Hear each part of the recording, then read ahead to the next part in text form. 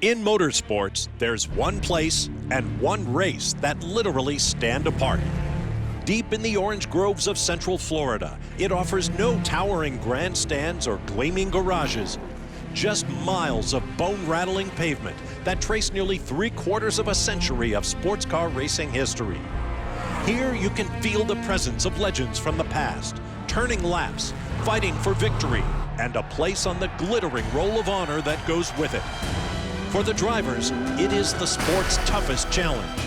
It is also the biggest party, as tens of thousands of fans create a Mardi Gras-like atmosphere. The place is Sebring International Raceway, and the race is the Mobil 1 12 Hours of Sebring. The challenge of racing flat out for 12 hours at Sebring has been taken up by generations of racers. And all of them will tell you that though the race isn't the longest of the year, it is without question the toughest. Sebring, little bumpy. Bumpy. Bumpy. Bumpy. It just rattles and shakes every ounce of the car. Sebring marks the second round of the TUDOR United SportsCar Championship, a 1-2 endurance racing punch following the season-opening Rolex 24 at Daytona. Once again, 4 classes of racing machinery will compete together.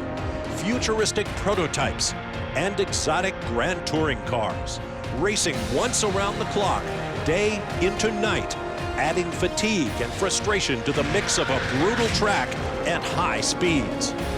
When the clock counts down to 0, who will have mastered the many challenges of both the track and today's large and varied field of race cars from around the world?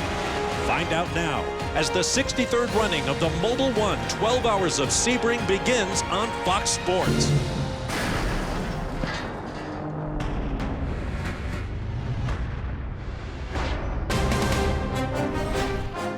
Welcome live to Central Florida, where temperatures are expected to reach into the low 90s with humidity to match, as we welcome you to the 63rd running of the Mobil 1 12 Hours of Sebring, fueled by Fresh from Florida. There you see the countdown to the start of this classic sports car endurance event. Yes, it will be hot and humid. Yes, the track is brutal, but it's always been that way at Sebring since the very first 12 Hours race back in 1952.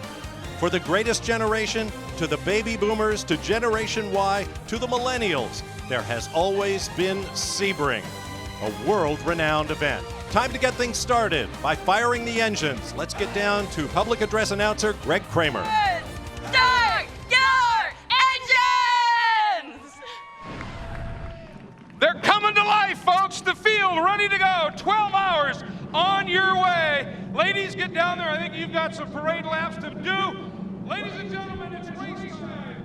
We're going to turn you over in progress. And with that, the field is fired and will start rolling out on this 3.74-mile, 17-turn circuit, virtually unchanged from its earliest days. And again, that's a reason the racers love it. Hello, everyone. I'm Bob Barsha with racing champions Calvin Fish and Justin Bell. Welcome to a full day of racing here on the Fox family of networks. One of the great things about Sebring is it rarely changes. Now, there are lots of racing series around the world that begin their season with a big event, maybe a world-renowned event, but only the TUDOR United SportsCar Championship opens its season with back-to-back world-famous sports car racing classics. Following the Rolex 24 at Daytona, it's the Mobil 1 12 Hours of Sebring. But the two races couldn't be more different, Calvin. Well, they couldn't, but they're two brutal tests of endurance to really start our championship year, Bob. You think about Daytona, it's all about speed, surviving that temperature range of going from daytime to night and back to day again. Sebring, simply, it's a monster. It eats race cars. It tears out the heart and soul of the race car drivers, but I think it really does provide the first glimpse and insight as to who may have championship potential. I think if you have pace here today, Justin, you may look good for the season, but Sebring is traditional in its layout, but it's anything but normal. That is the best way to put it. From the minute anyone walks through the gates here at Sebring, you have to be committed. And for the drivers, it's about being pushed to the limit. For the teams, operating at the limit. And for the fans, well, most of the time, they're over the limit. I mean, when you're out there on track, the bumps are so punishing. If you make a mistake, you'll either pay for it then or a bit later. And the way I like to look at it, Sebring is one of those races that if you win here, you walk out of here with a trophy, you are a most worthy victor. Well, as you can see, the field is on its way on track. The fans are here, the party has begun, and will be open all day long here on Fox Sports. When we return to Sebring International Raceway, a look at qualifying. Stay with us.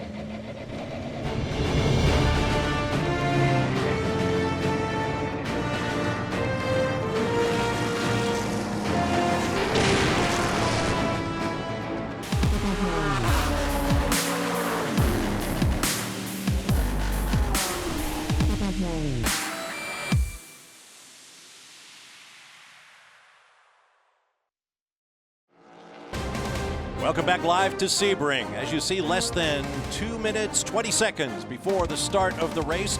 Qualifying for the 12 hours was mercifully accident-free, but still fascinating. It's been a long time since the unmistakable green livery of Patrón Racing has started from pole, but Olivier Pla took the French-built Ligier JSP2 with Judd V8 power to P1 with a new track record and will start from pole in prototype and overall. Well, for the second race in a row, it's the number 16 on the PC pole. British driver Martin Plowman absolutely on the limit in an exciting quali session. Great redemption for the team that finished second at Daytona, but lost its points due to a drive time violation.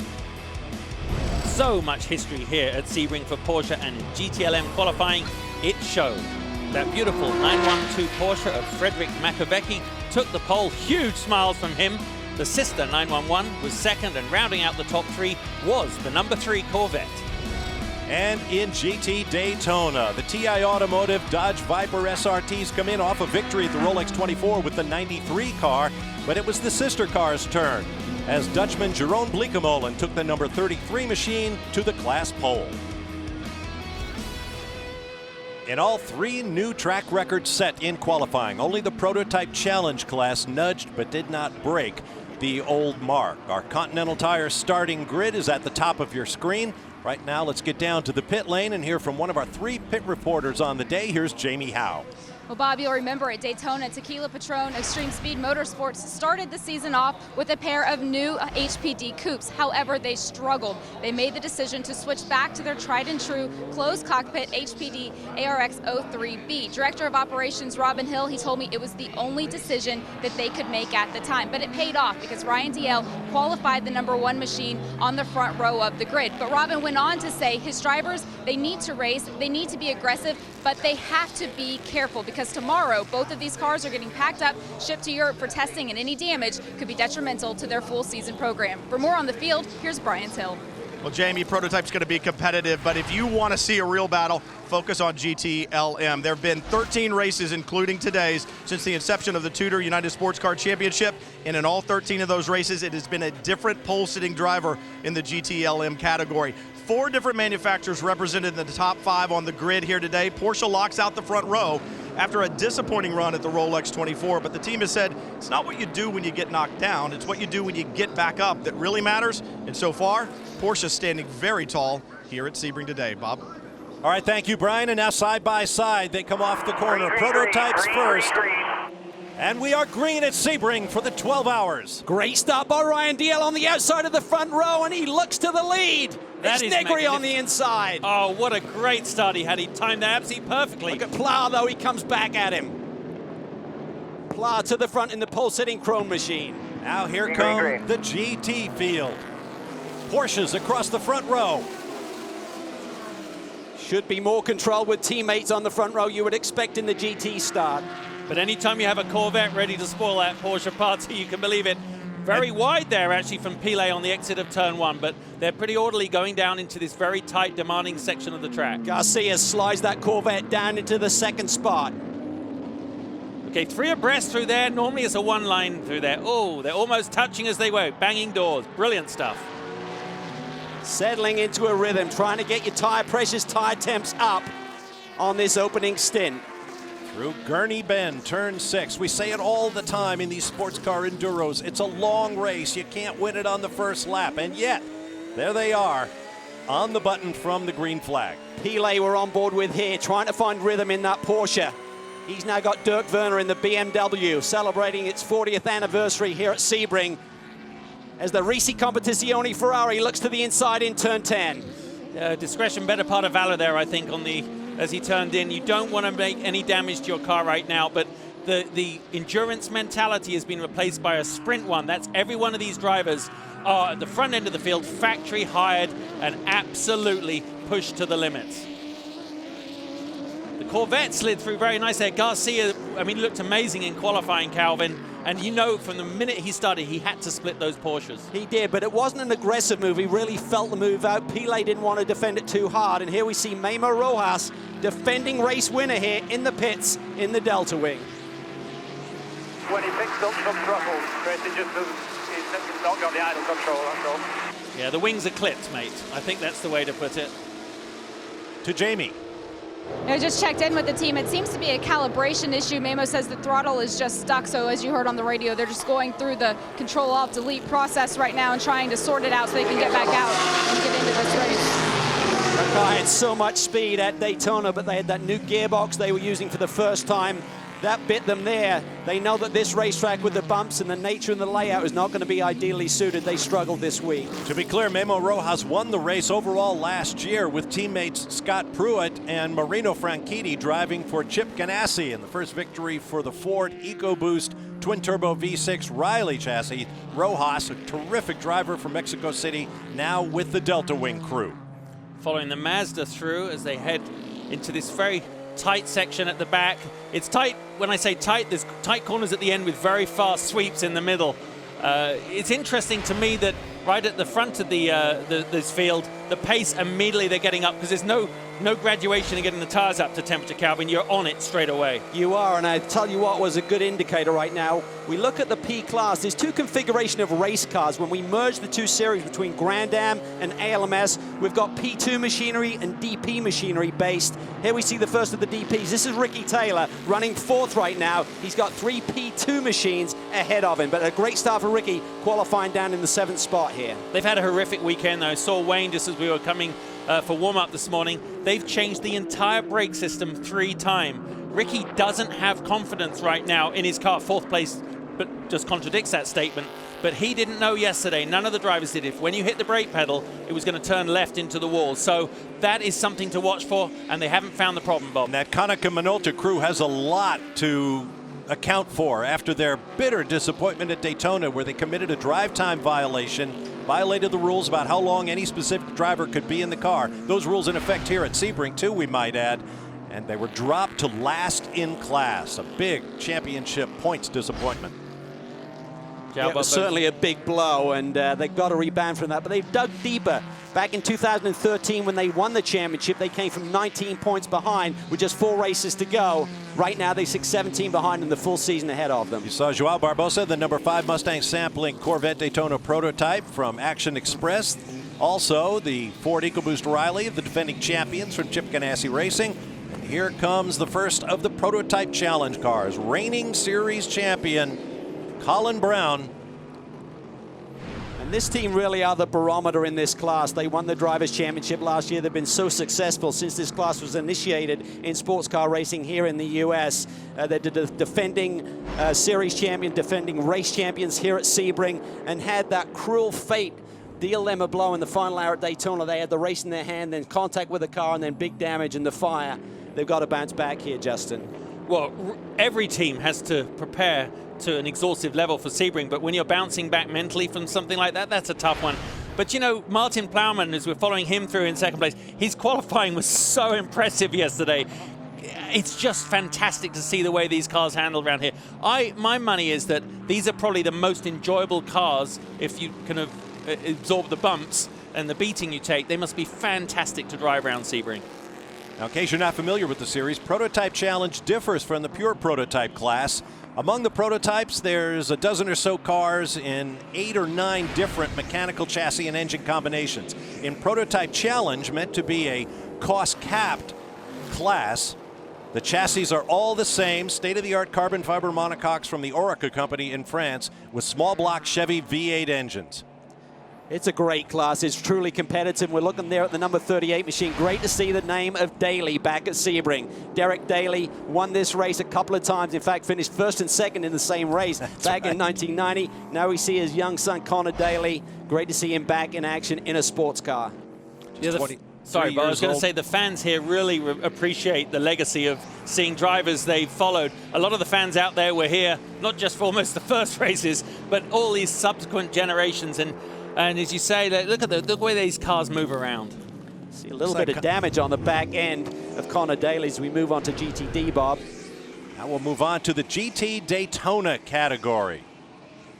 Mario Farnbacher and the number 23, Alex Jobe Racing, Porsche 911 GT America. Put the car on pole. He leads the class right now. Alex Jobe Racing has won this event in class 9 times. They could pick up their 10th victory this year here at Sebring. It's amazing. Whoa. And Farnbacher, even as he runs a little bit wide there, coming through 5 and 6, has been absolutely on fire here this weekend. Extremely fast, and the Porsches have been strong in general. Excuse me, I said Farnbacher was on pole. He was quick through practice and qualifying, but this is the pole car in the hands of the team owner, Ben Keating. Jerome Bleekemolen put it on pole. One thing to think about, you saw a tire go off, a wheel go off there. That's what I meant at the beginning of this race. If you put a wheel off, you make a mistake, you hit a curb, you might not pay for it right then, but the demands on the chassis here, on the suspension, on the running gear is so high and intense. You don't want to go off and put added additional stress on it. It can, 10 hours time, that can come back and you can have a component failure. Yeah, and the drivers think, oh, well, I can get a little bit more lap time or a better lap time by doing that. But you're right, Justin, you have to manage this race. I mean, the cars are built very robust. They're able to really survive 12 hours out here at Sebring, but you don't want to add to that cause. Look at the roll in that Aston Martin. That's amazing. James Davison going through there, but it looks as if the front splitter is touching the ground through that corner.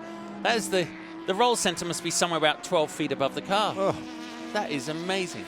Davidson had a run of 5 straight poles broken this weekend. And a correction on the 33, it is Bleekemolen at the controls and not Ben Keating. Another break and we'll return with more from Sebring.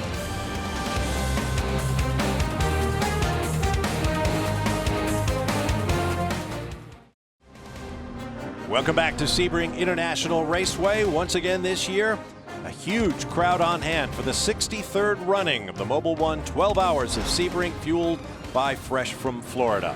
Here's a look at some of our onboard cameras. Aboard a selection of prototypes, prototype challenge cars, GT Le Mans category machinery, and GT Daytona.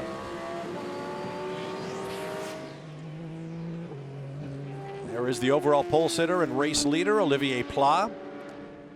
Go to foxsports.com/Tudor for live onboard video streams of the TUDOR United SportsCar Championship Series from today's race. Go there now.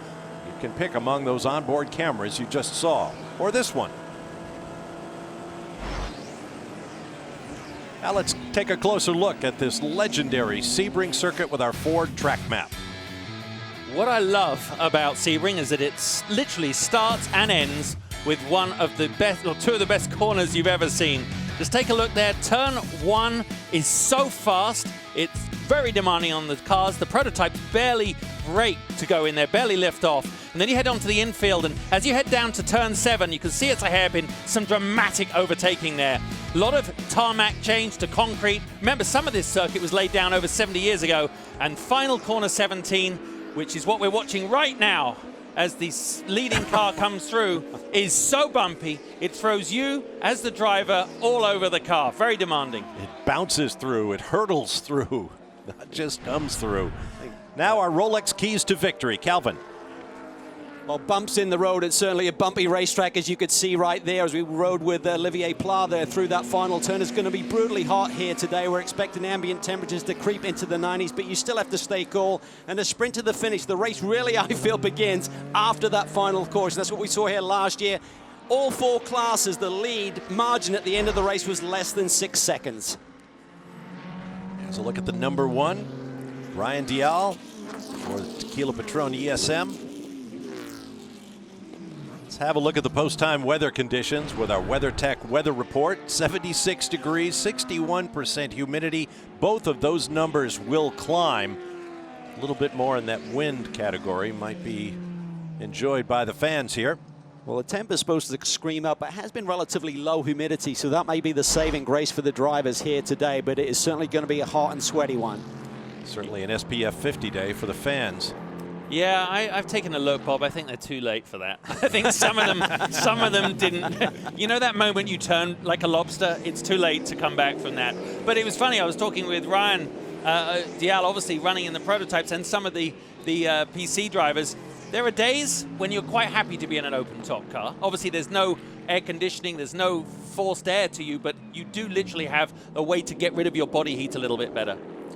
It's only rained 7 times in the 62 previous runnings of this race, so we don't expect any today. And from high spectator core temperature, we'll go to Core Autosports. That's the 54 car. How do you like that segue? Is that all right? Nice. Beautiful. Okay. This is the battle for the lead in the prototype challenge class. Colin Brown and Martin Plowman. Plowman very respectful of Braun.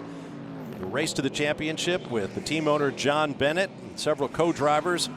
Plowman got out of the car and said, hey, the day you beat Colin Brown in that 54 car, you've done something. And Plowman did.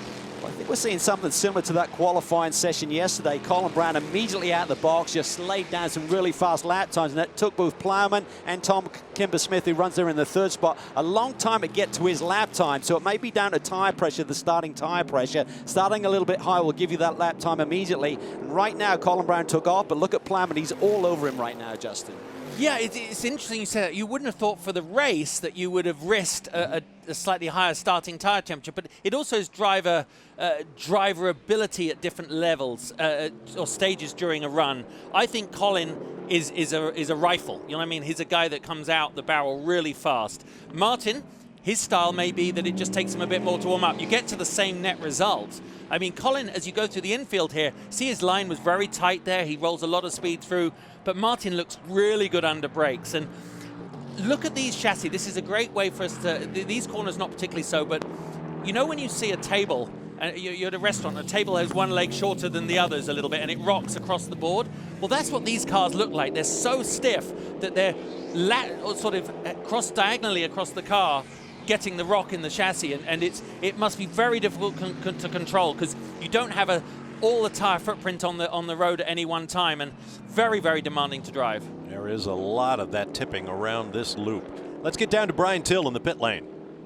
And Bob, you know, anytime a crew comes to Sebring, you expect to do a lot of work, but for the Mike Shank Racing crew, a lot of work was done yesterday they didn't plan on. They had to do an unexpected engine change after the practice session yesterday and before qualifying. It took about 4 hours to get that engine change done, and they barely got the car out for qualifying. As good as this team is, crammed in that short period of time, setup wasn't absolutely perfect when they got out on the racetrack, but they did get the car out. That's what's important. And Oz Negre qualified it in 4th. He's running 3rd right now. They were able to tweak on the car a little bit more, and they feel like they've got a good race car for the race. But an unexpected setback yesterday, and the biggest concern is that HPD power plant in the Ligier chassis, it didn't have much time on it, so you've got to endure 12 hours here. The engine's got to run strong the entire 12 hours, and I think that may be the concern on the part of the 60 team. Jamie? Another thing you need for the 12 hours are brakes, and the guys in the booth, you talked about the braking issues for Wayne Taylor Racing. Well, it seems to be happening again at the moment. Ricky Taylor's been on the radio with the team saying, guys, this is not looking good. Team told him you need to be easy on the brakes in turn 7 and turn 10. They said, don't worry about position, just manage it right now. They're going to try and fix the issue on the first pit stop. That is turn 7, the old hairpin. Ricky Taylor negotiating in the 10. Well, the one thing is the performance of the race car, but the mindset of the driver, particularly in traffic, is one thing when you're out there running a clean lap, but when you're in 4 different classes here in the same race together, Justin, that really puts a tremendous mental strain on the driver when he's unsure what he's going to get going to that middle pedal. It makes it almost impossible because you have to have 100% commitment for any move on these tracks, and a lot of them you get away with by you know, a whisker. And so right now for Ricky, what happens is he doesn't know when he hits that brake pedal whether he can absolutely brake at the last minute. And now, of course, he's got the 31 right up his chuff, which means he also carries a responsibility that if it kind of cocks up and goes sideways, he's got to live with that. It's really really tricky for him. And braking confidence is, for me, the catalyst that allows you to be, the single biggest catalyst that allows you to be a great racing driver and go fast, is your confidence in the brakes. And it also sets up the whole corner for the race car. I mean, if the braking is not correct and you don't get the right weight transfer or the consistency with that weight transfer under braking, it then sets up the corner in a whole different way. But certainly this is a great battle here we're looking at. Barbosa has separated himself a little bit from this trio of Corvettes right there. So you got the two young guns there, Ricky Taylor, Dane Cameron, and right behind them, the wily vet, as we call him now, Richard Westbrook, who can really get the hammer down in that visitflorida.com number 90. Let's talk lap times for a minute. At the front, I mean, I love Jamie's open to the show when she said that obviously, you know, the ESN guys have got to head to Europe and please don't, you know, take care of it and don't touch anything. But go fast, Jamie, I'm sure was the message in the middle of all that they had to do.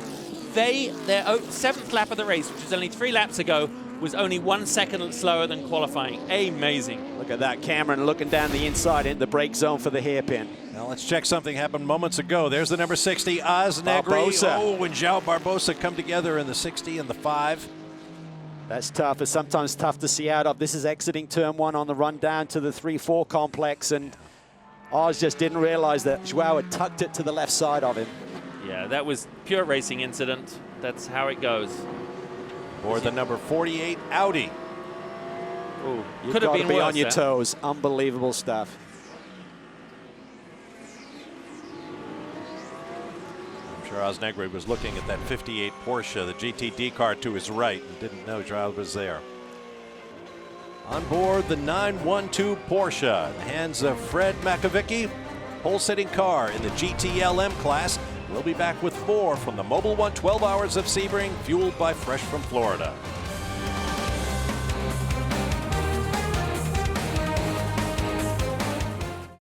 I'm Sterling Moss, and this is Sebring Race Circuit, right in the heart of Florida.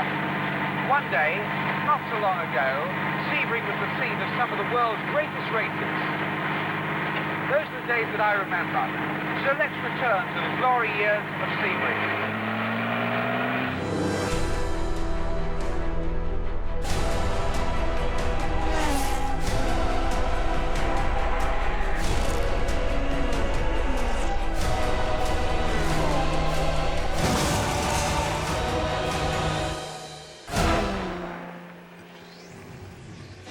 Sir Sterling Moss, one of the legendary names, a whole honor roll of legendary names who have competed in and perchance won here at the Sebring 12 Hours. In fact, Sir Sterling won in the smallest displacement car ever to win the overall, a little Oscar MT4, 4-cylinder, 1.5 liter.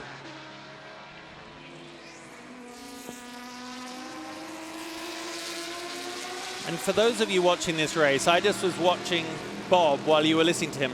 Bob comes up with information and background like that without notes. He just deeps his hand back into his mind and comes up with things like that. Well, I needed help with Sir Sterling's co-driver, Bill Lloyd. I was impressed with you this week, JB, walking into our first production meeting with a notebook. That's a first. Yeah, that's a step up. Someone left it on the bus. Found it hurts, did you? Yeah.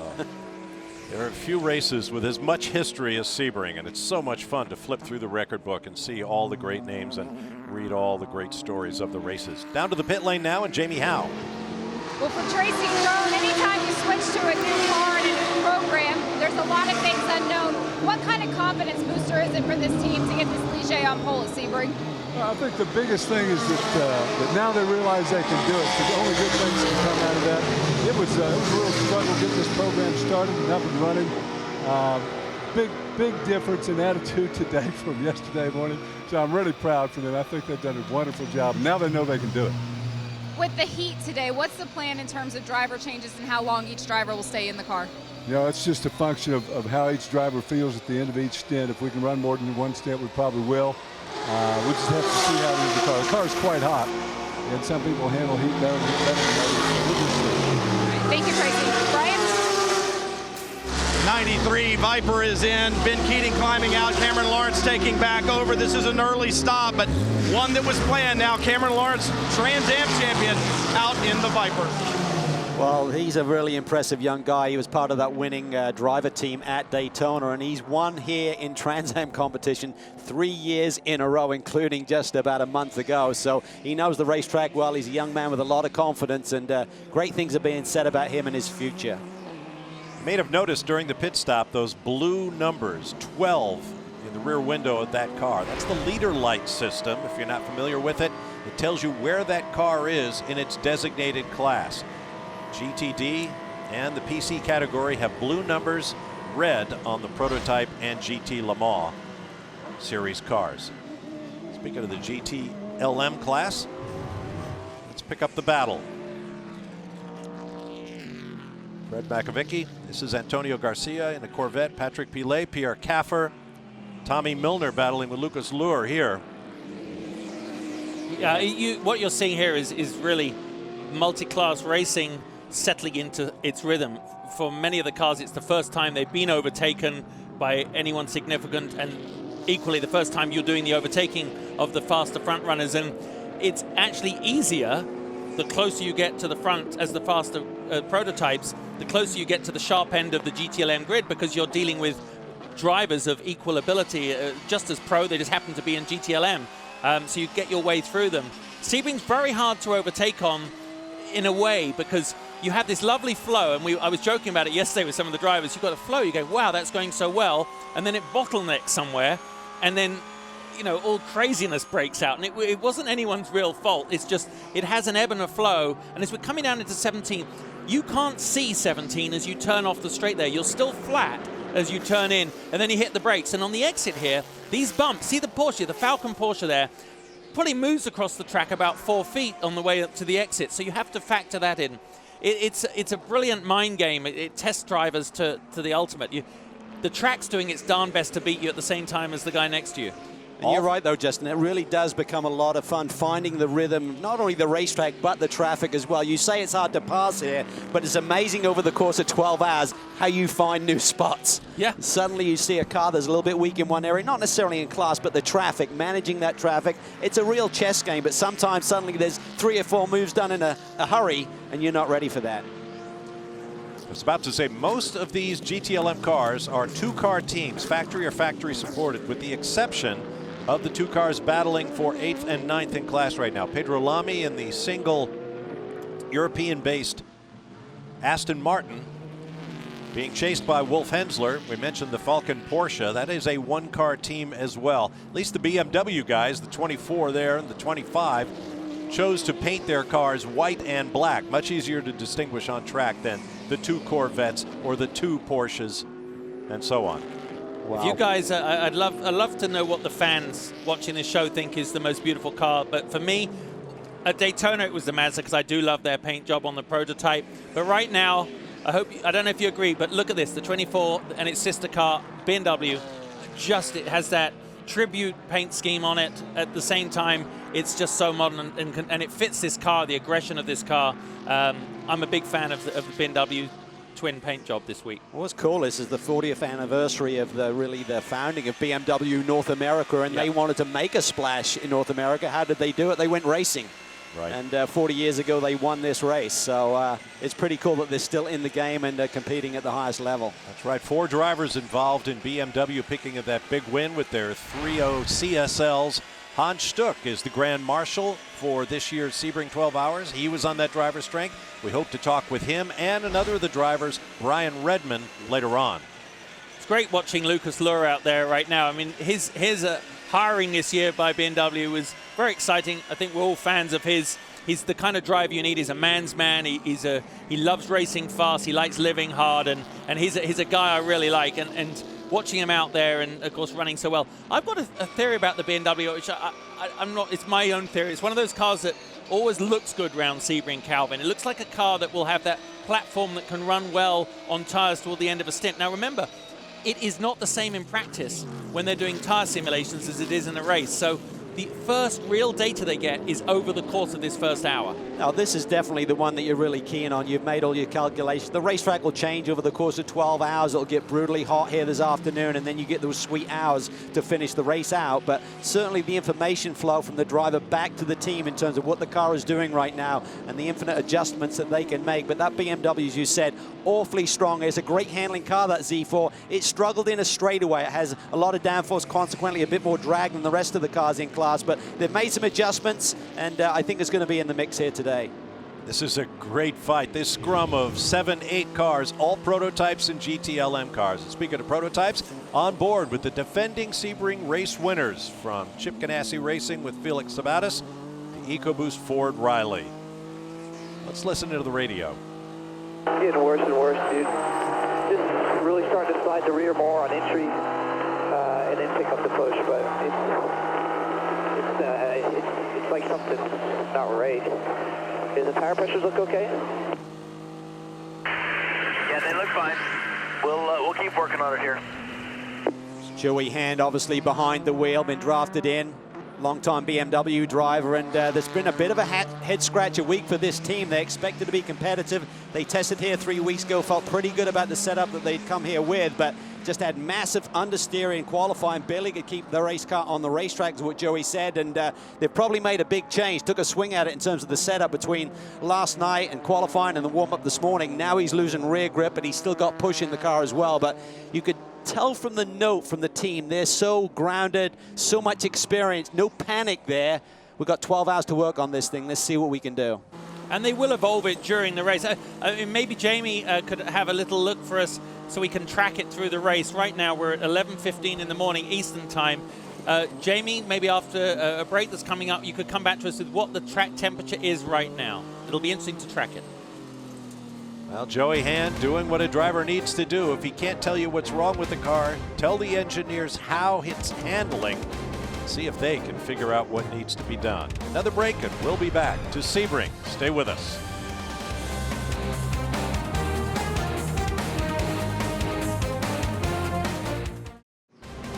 Back at Sebring, best battle on the racetrack right now is in the Prototype Challenge category as we welcome you back to the Mobil 1 12 hours of Sebring, fueled by Fresh from Florida, here on Fox Sports. Up front, Colin Brown and Martin Plowman going at it nose to tail.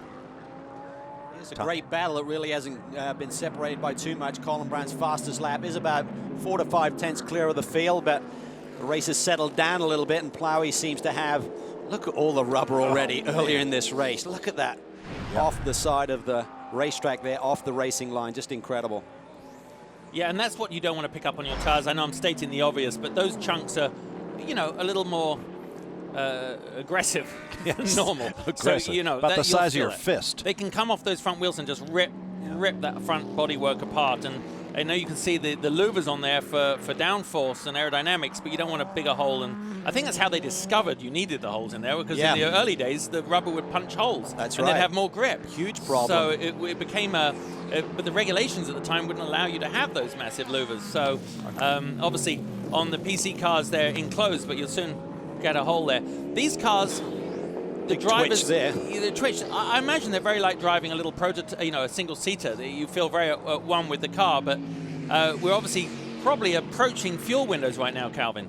Yeah, they're going to be close. I mean, I'm hearing sort of like low 20s in terms of laps for the prototype machines, but they'll be a little bit more conservative on this first run, try and get a gauge, see how much fuel it actually takes. They have telemetry, of course, but how much actual fuel goes in the car. And obviously we had the pace laps as well to take off that number. So Plower's got 20 laps on the board on his 21st lap right now. You want to talk race pace. These guys in qualifying are 4 seconds slower than the prototypes. In race, they've only dropped 1 second a lap for the past 20 laps, and that is outstanding. Overall, they're now 20 seconds behind. I mean, that shows their race pace is better, actually, than the leading car, proportionally. And the pace has been furious. Fast lap set thus far by Olivier Pla, the pole-sitting Crone Racing Ligier, just 1.1 seconds off of his pole-winning track record time in qualifying. But when you look at it, the only other guy, Pla's fastest lap is a 152.2, DL a 152.8. Everyone else in the 53s and 54s. So those two cars right now in these conditions, early part of the race, of course, really seem to be hooked up and have tremendous speed. Tom Kimber-Smith right there in third in PC. Connor Daly has dropped back just a bit in fourth. 52 car inherited the win, really. They were on the lead lap at Daytona, but with the problems for the 54 car, this 52 car now leads the championship. And Tom Kimber-Smith was really supposed to just be in for the Enduro. He's now been drafted in full-time. Big move for that team. GTLM battle, the 98, Pedro Lamy, and the Aston Martin, Wolf Hensler, in the 17. He celebrated his birthday yesterday. I'm not sure what it is. They don't really tell us that information. He They doesn't get a want little you bit to later know. in life, but certainly still at the top of his game. And Aston Martin returned to Sebring, celebrating 10 years since their first win here in class, and the leader's in. Jamie. And Olivier Pla getting out of the car. Tracy Crone now getting in for his first stint of this race. Before Olivier got out, he was on the radio with engineer Hayden Burgle saying, make sure Tracy knows we have some oversteer issues at the moment. Tracy's getting in, and he did test here. However, he got up his confidence. He said he feels so comfortable driving this car. He's ready for this stint. This team is working tirelessly. They're also going to test in Europe in the coming weeks. So these guys never stop. Pit stop going well, but it is taking a little longer. They're cleaning off the windscreen here, just making sure that Tracy has a clean screen. They're still trying to get him belted in. So driver change taking much too long right now. Time on pit lane, guys. Yeah, you can see the one car's already been in and gone and on his way, so that's a big delta there in terms of the time on pit lane between those two lead cars. 21 laps plus the pace laps, so we expect about 23 lap runs maybe on the next stint. Finally, 57 is released.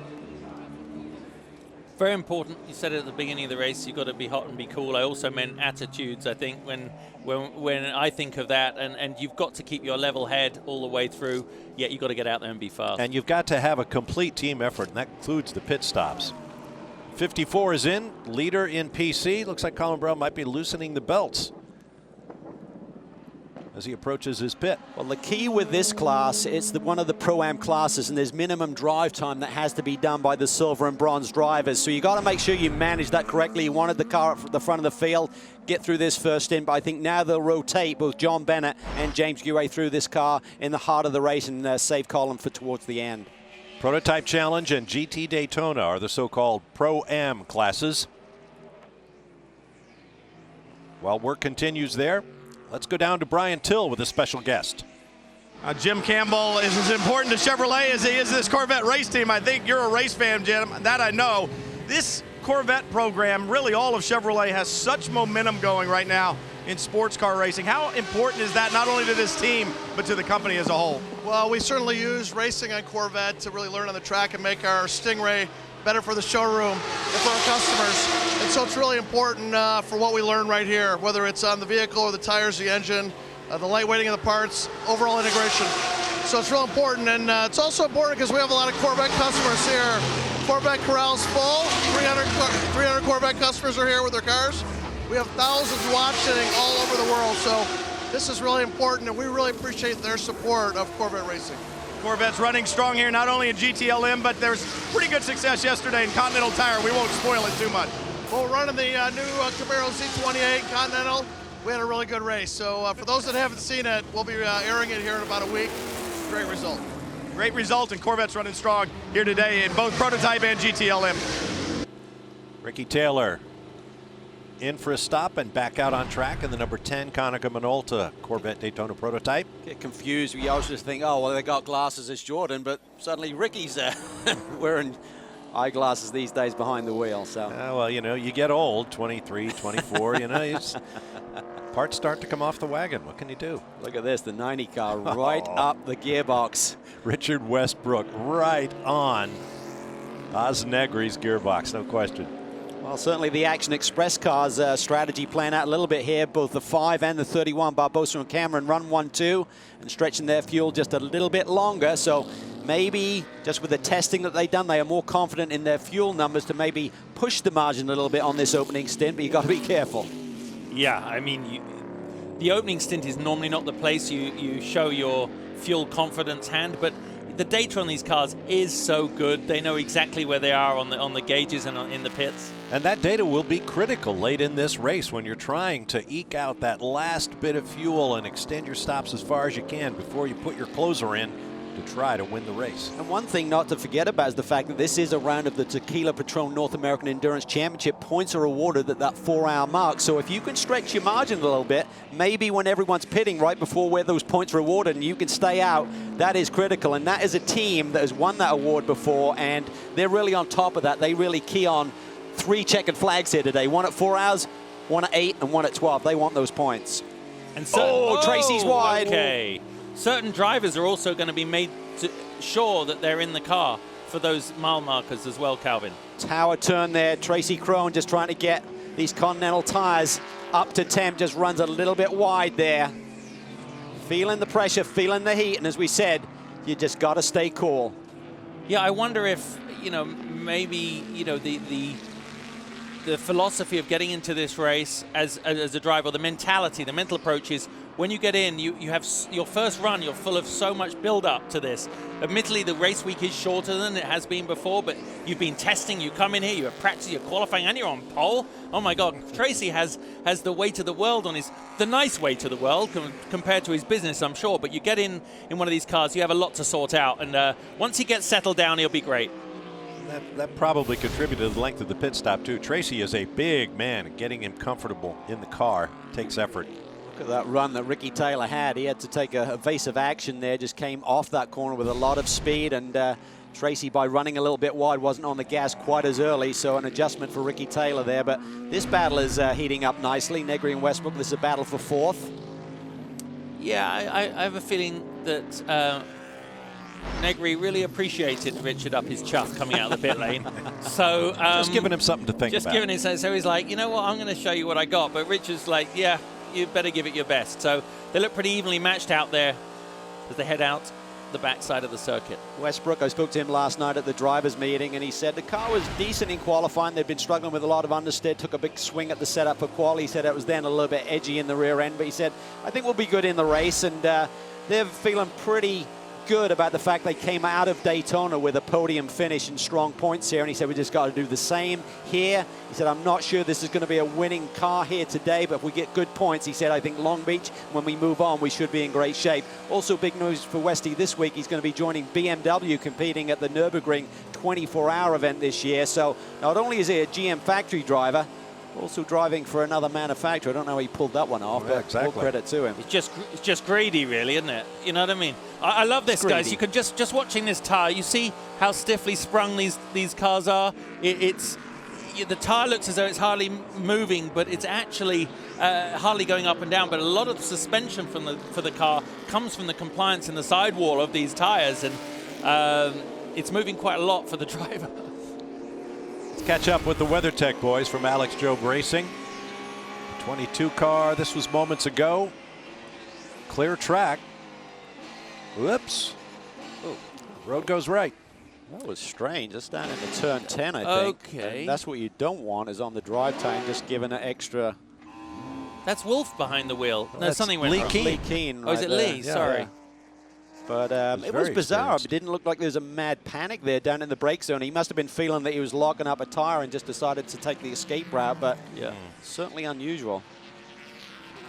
Team were really strong here last year. Had a little bit of a snafu during the race towards the end, what they're very frustrated about in terms of being identified as a different car, but certainly still had a strong run and were very much a threat for the championship.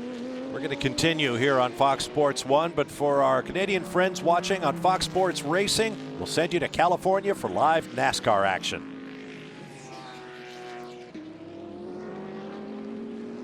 Continuing our coverage here at Sebring. Lots of passing going on all over the racetrack. There's the 3,000-foot Alec Ullman straightaway, named for the founder of the Sebring 12 Hours. Another break coming up, but we'll be back live in just a moment, so stay with us.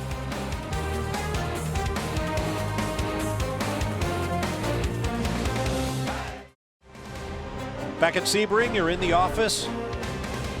York Bergmeister in one of the factory Porsche 911 RSRs.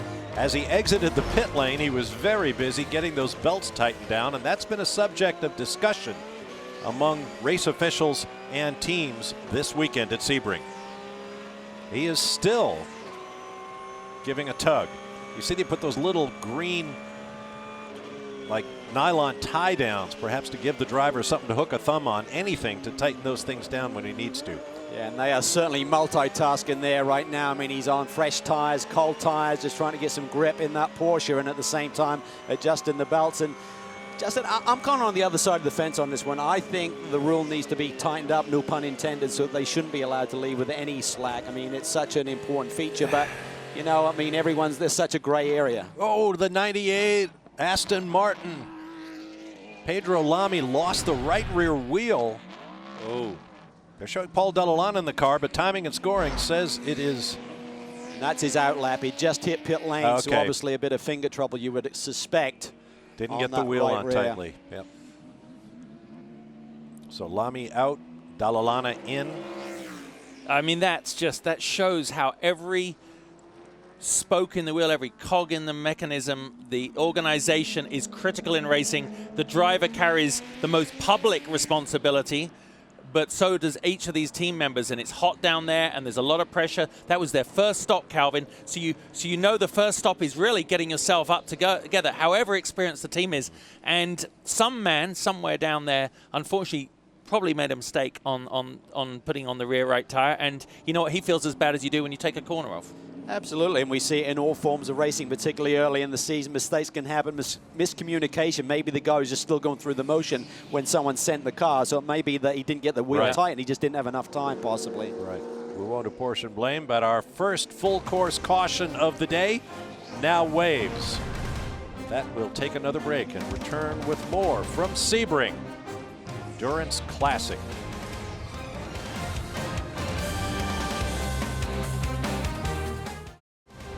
Back at Sebring, Paul Dell'Olana's Aston Martin is now on the rollback. Missing the right rear wheel. They'll cart it back around. Hopefully get back into this race at some point. Under our first full course caution of the day here at the Mobil 1 12 Hours of Sebring, fueled by Fresh from Florida. On board the number 3 Corvette, currently shown second in class in the hands of Spaniard Antonio Garcia. Moments ago, he had some contact with a prototype challenge car. Here's a look. Down into the tower turn, and he just gets to the inside of that 52 car. Now, I'm not quite sure if I believe Mike Walsh might have just got behind the wheel trying to get up to speed.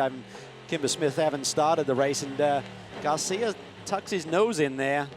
And ironically, Garcia had a similar problem. I think it was last year or the year before when he ran over John Bennett in the 54 PC machine in the very same corner. So that's not one of Antonio's favorites in terms of traffic management.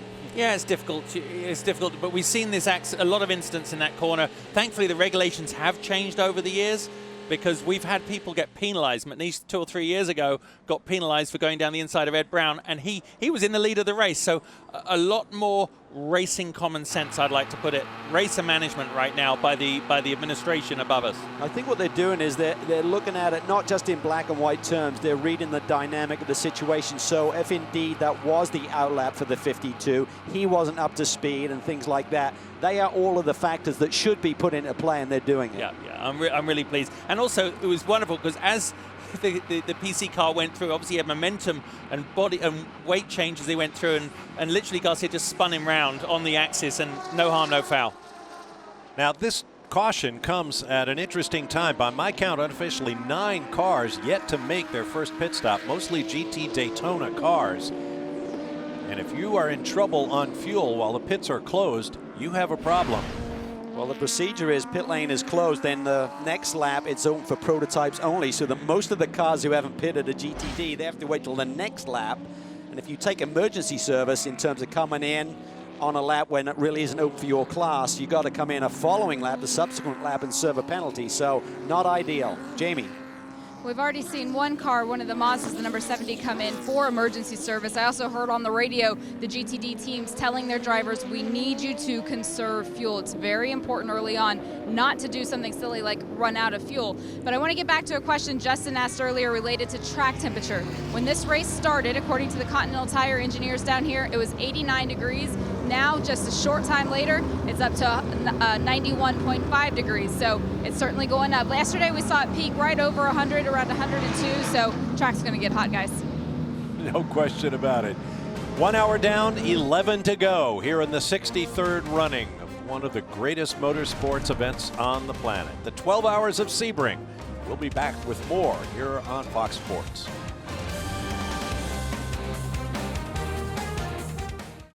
Sebring is aggressive. And now the hammer comes down, the green flag is in the air, and we're underway at Sebring. Super unique track. That can be pretty frustrating. See the sun, and you know that there's going to be wheel-to-wheel contact sometimes. It just rattles and shakes every ounce of the car. The cars get an absolute pounding around there, but so do the drivers. Gosh, I've got so much dust in my eyes. Everybody has memories of Sebring. Not all good. Not all good. Boy, I first started coming here in 1985. I remember one year Jim Busby came in his Porsche 962 with a hole in the floor that looked like a crater on the moon. You could stick your fist through the thing. He said he was just coming down this very straightaway, and a chunk of rubber or something, debris that he ran over, just flew through the air in the cockpit. The car 60 is in, and Brian is there. Crew's going to go to work on this car. They're taking the nose off. They're going to make some suspension adjustments. Car very loose right now. I talked to Justin Wilson. He gave kind of a chuckle. He said, if Oz Negre says it's loose, it would be undrivable for the rest of us. So we talked about that engine change that they did yesterday. Obviously, the setup just not to their liking right now. Jamie? The number 01, Chip Ganassi Racing, also in. Joey Hand will stay behind the wheel of the car. This is fuel only. They're not taking tires, but they are making the same type of suspension adjustments. They're also putting a new nose on the car. There is a slight amount of damage. It looks like Joey may have gotten into something. Something may have just run into the car. It actually might have vibrated off from the bumping, but there is a little bit of damage. So the team taking this time under caution to go ahead and replace that. Well, looking at the two adjustments there, it looked to me like they were probably raising the front end on the number 60 car. They went to the push rod, both mechanics, probably try to lift the front end up, take a little bit of that bite away in the downforce from the front end. If Oz was saying it was loose, Joey had said that his car was loose. It looked like the mechanics were actually what we call a packer into the front shock to stop the car from dipping as much under braking, under heavy load. So again, both these drivers, I think, are feeling some looseness. The car's over-rotating through the corners, and they're making these early adjustments to try and, it's really a 12-hour test session in some ways, Justin. You want a fast car at the end. I mean, you preferably to have good tires throughout your stint. Drivers like a loose car. A lot of the real fast guys that came from karting and things like the formula mentality. You get it a bit sideways on the way into a corner. But to make a car last over a run, you need a hint of understeer push all the way through. So especially to balance it out, this would be that would be the desirable setup. Okay, earlier Calvin described the emergency pitting procedures. As best we can estimate, 3 cars made an emergency stop and will have to come back, the 70, the 49, and the 48. Now, earlier this weekend, our Jamie Howe bagged a worldwide exclusive. Check this out.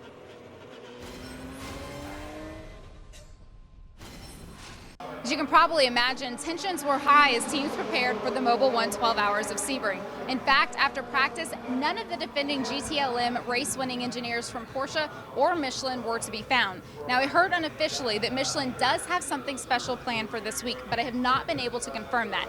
However, just a few moments ago, I did spot some Porsche drivers heading into the Michelin suite for what appeared to be a very high-level meeting. Usually these are top secret and very technical, but today they're inviting us in. Pretty tense right now, Jamie, but come on in. Okay. Put 4 tires on it. Give us 4 tires on it. Pit now, pit now. Put her out of the way. No tires, no tires. Get on the radio. Who's on the radio? Somebody tell him to fuck it. Well, it's obvious that drivers and engineers are all just big kids at heart. It's a great way to relax before the weekend really gets started and the tensions really get high. We need to get out of the way, though, because I think Bib's going to come through for the trophy presentation. And so the secrets of pit strategy are revealed. You saw it here first, folks.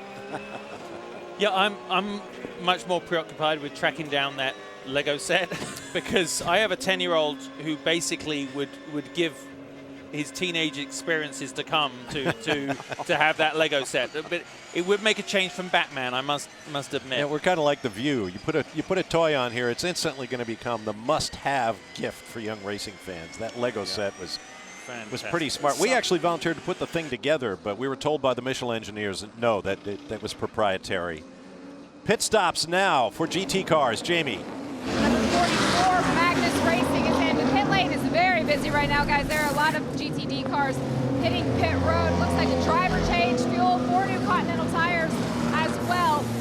very clean pit stop, very normal pit stop. Just need to stick to the basics this early in the race. Don't do no hero moves or anything. Work's still going on up and down pit lane. Brian? Both Porsches from the Alex Job Racing stable are in. The leader, number 23, Mario Farnbacher, has climbed out. Ian James is climbing in right behind them. The number 22 WeatherTech Porsche, 4 Continental tires. Porsche GT Americas in the 23 already back underway. Well, this is another of the Pro-Am classes, and there is a drive time rule where the silver, basically the Pro-Am drivers, the guys who aren't supposed to be earning their living from driving a race car, they have to do a minimum drive time of 3 hours each. You've got to have 2 in per driver lineup. So that's 6 hours that you're locked into getting those guys in the car. So most of the teams will try and get that done early and open up the end of the race. I see drivers tightening up those belts, getting ready to go to work. Focus has to be instant. A series as competitive as the TUDOR United SportsCar Championship.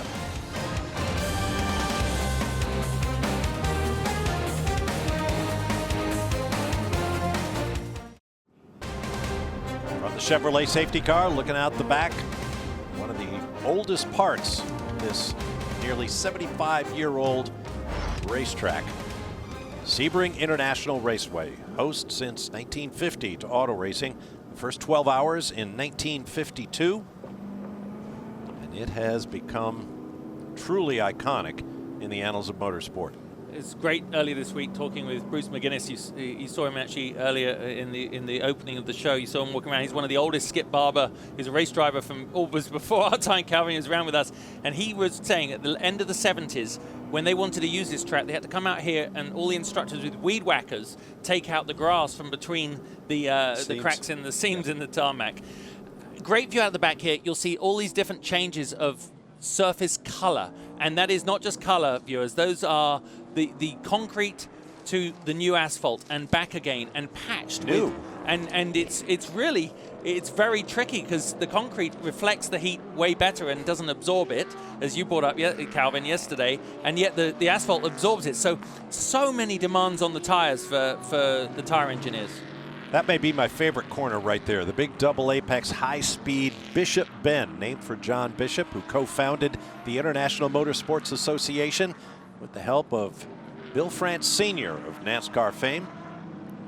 3 3/4 mile in length, about 2.9 miles of it is now blacktop or asphalt, and just under 9/10 of a mile remains with these concrete runways, certainly the front straightaway and such. So it's really a big test and challenge to get a car that will work under all of these different surfaces. Well, that's why changes of grip. Teams come from all over the world, including the Audi Le Mans champions, to test, because they know if you can survive Sebring, you can survive anything.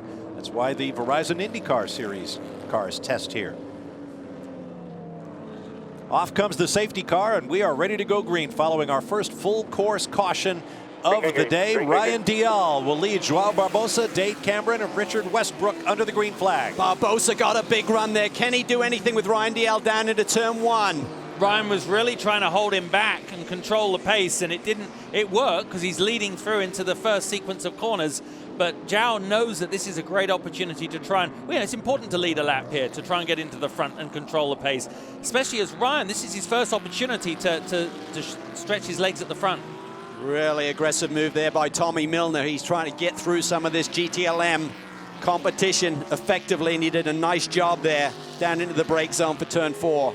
These are your Bergmeister's first laps in anger. He just got into the car, and you know he's going to be pushing very hard. Coming off yellow flag, a great way to transition to starting your stint, because you get familiar, comfortable in the car, see what's happening on track. But we're looking out of the back right now of the 3 car. Okay, Antonio Garcia's car. We're looking backwards at the Patrick Pilet Porsche. It shows how steady these cars are and the way they absorb the bumps. But look at Milner. He has come alive here on this restart. He's grabbed 2 or 3 positions here within half a lap. He's in that second yellow Corvette. He's got Iran, Fisichella, and again, Tommy's on his second stint. Fisichella just jumped into that 62 Ferrari, so he's got to find his groove, find his rhythm without taking any chances, and that's what you get. I mean, there's different characteristics of drivers, and then are they just in the car? Have they been in there for a couple of stints? All of these variables to consider when you're out there doing one of these endurance races And again, 4 classes at the same time. There's a faster drop-off in extreme temperatures of the consumables on the car, like the brakes and the discs, and obviously after one stint it's not going to be that bad, but if you're the new driver getting in, it does take that first lap to go, okay, that's where the brake pedal is, that's where sort of the settings are. So I love that. Porsche, Corvette, and here's Visicella going through in his Ferrari under turn 17, going down the front straight. This is just great. As we look out of our booth here, the cars look really fast coming down. What a key part of the TUDOR United SportsCar Championship paddock is the Risi Competizione Ferrari. The 458 now on its last legs. We understand the new Ferrari 488 will be the basis of GT racing in the future. On board here with Johannes van Overbeek as he slices through this GTLM traffic with the faster, of course, prototype machine, but there's strengths and weaknesses to all of these different cars and classes, and they're not just going to blow by them. Those GTLM cars, it's an open tire in that category, so there's a lot of grip, potentially depending on what sort of compound they're running. And they got their own race going on too. So as Johannes said, at what point, Calvin, did they just drop a couple of seconds on their pit stop I mean, because they came in, obviously, if you cycle it through on equal pit stop time, they were at the front end of this field, and now they drop back 5 or 6 places. So he does have some work to do. Just watch the helmet bounce around as these drivers take a beating, glancing in the mirrors when you can. That's a tricky corner there, that braking zone, because the road's falling away from you, and if you think, I can go in there a little bit deeper, then suddenly, just a couple of feet later, and you miss the corner, so it's a really tricky braking zone. To answer your question about that number 2 machine, Justin, they did pit under that full course caution for fuel only, whereas the sister car, the number 1, they did not pit. So the leaders in prototype did not make that pit stop. Brian? Well, and on that restart, the 60 from Mike Shank Racing, Oswaldo Negre behind the wheel came back to pit road. The nose came off. They looked at some suspension components and also the master cylinder area up front, like there could be some problem. Put the nose back on and sent Oz back out. I asked Mike Shank, is there a problem, or is this just more adjustments to try to find the handle on the car? And he looked at me and said, I don't know, man. I just don't know. So you can tell the frustration. What started as a great week for these guys, wheels are kind of coming off of it very early after the drop of the green. They really seemed to have the dominant car at Daytona. They had the pole, and really, really quick. They had the fastest race lap, I believe, but they tested here, felt very confident coming in, but they had that engine problem before qualifying, so I think that may have affected their setup and ultimate pace in quali. But in these opening laps, Oz Negri certainly has not had the speed of both Dial and Plow when Plow was behind the wheel of the 57 car. Just past the top of the hour, 12 noon Eastern time. This is our Fox Sports broadcast of the Mobil 112 Hours of Sebring, fueled by Fresh from Florida. Calvin Fish and Justin Bell in the booth. I'm Bob Varsha, Brian Till, Jamie Howe in the pit lane. Andrew Marriott will be along a bit later to shore things up in the pits. There is your race leader, Ryan Dial, who's gotten 2 great starts. One at the beginning of the race to attack pole sitter Olivier Pla, and then a great restart to keep Joao Barbosa behind him, and now he's able to open up a bit of a gap. Look here at a replay. It's the 16 and the number 11 car going around. Tommy Dreesy now behind the wheel of the 16 car. And Chris Cumming, who's he put in a tremendous, he's one of the Pro-Am drivers in the PC class, but he actually qualified that car yesterday, and very respectably, just over a second of the hot shoes in this class. Is really, really strong stuff by Chris. Down the 3,000-foot Ullman straightaway. One of the most important turns and one of the most difficult of the 17 on this track, the tunnel turn that ends the lap. So Dial leads, then the 2 Action Express cars settling into this stint once again. Settling in say Mustang Corvette. Yeah. It's really weird, isn't it? Settling in, I think, is a good way to put it. They're only spread out. He's only pulled, Run's only pulled about 1.5 seconds on Zhao, and that's just the measure. He's not running away with it at all. They're running nice and clean, and if anything, certainly the crew chiefs on the wall will be pleased that they're not engaged in arm-to-arm combat right now. It's good to see Dane Cameron settling in. He had a troubled kind of off-season and testing season leading into Daytona. Lots of braking issues in terms of him being comfortable in that race car. He went in the Daytona race weekend. He didn't have the confidence in the car. Come the race, they made some adjustments with the Masters. Suddenly got his confidence back. And he said, here this weekend, I don't have a ton of laps. But he said, I think I have a good car and I'm feeling comfortable once again. And it's showing. He's not far behind what is really regarded as the team leader there in Barbosa. So this is a good run for Dane right now. On board with Richard Westbrook in the number 90 visitflorida.com Corvette Daytona prototype. Another up by their bootstraps team based in Daytona Beach, Florida, like Michael Shank Racing in the 60 car. The series wouldn't be complete without teams like that. Tommy Dreese, typically, he does these billboards for the cinemas, and typically he's got one of the new movies that's about to be released on the side of his car. But there you see it, Papa. And this is simply hats off to his parents, who he said have taught him and treated him well. And he said, this is really just giving a shout out to my dad. So that's pretty cool. Who passed away last year. Yeah. So he's, Tommy's an emotional, wonderful guy. But what he does with the movies, is fantastic. I mean, Paramount had SpongeBob SquarePants on his car, and it's great because motorsport.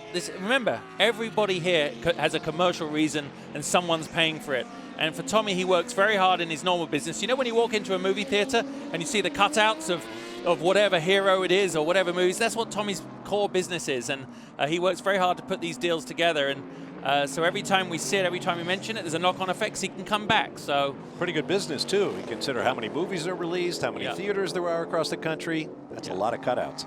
Connor Daly there, we noticed that little bit of bodywork damage. I think he must have got tapped in the opening lap, but right now he's gone to the front of this PC class. A lot of the other pros have jumped out of their machines, turning it over to the Pro-Am, the silver-rated drivers in that class, but Connor stayed behind the wheel, and now he leads, and pretty impressive. He looked really strong in qualifying, ultimately qualified fourth, but great to see him. As we said, his dad has won here before a couple of times, so great to see that Daly name back at Sebring. Yeah, it'd be good to see Connor, terrific young American driver, get a permanent seat at a high-profile series, because he has the chops. Yeah, it was interesting. The 01, obviously, I mean, the last lap for Joey was 58.6. The last lap for Ryan was 53.6. So that would be traffic. It is traffic, but that's a big drop. They've been a couple of seconds off. I mean, they have strictly just not found the pace here this weekend. So they're making adjustments. We saw that adjustment to the front shocks. I think they put some packer in to try and stop the amount of compression on the front end. He said the car was loose on the entry to the corner, so that's going to hold the front end up a little bit and try and balance the car. But we've seen it with Ganassi before. I remember a year when they won at Daytona, they actually stopped, did a gear cluster change. They did a rear shim change for the rear camber on the car. They're not afraid to extend these pit stops to dial the car in, because right now they don't have the pace. Even when it cools down tonight, they're not going to make up that margin. They've got to make this car faster here today to be in with a shout. Here's a question for people as you're sitting there in the armchairs at home, wondering what it's like to drive one of these, and psychologically and pressure-wise. Would you rather be the leading Porsche or the Corvette sitting right behind him taking the measure?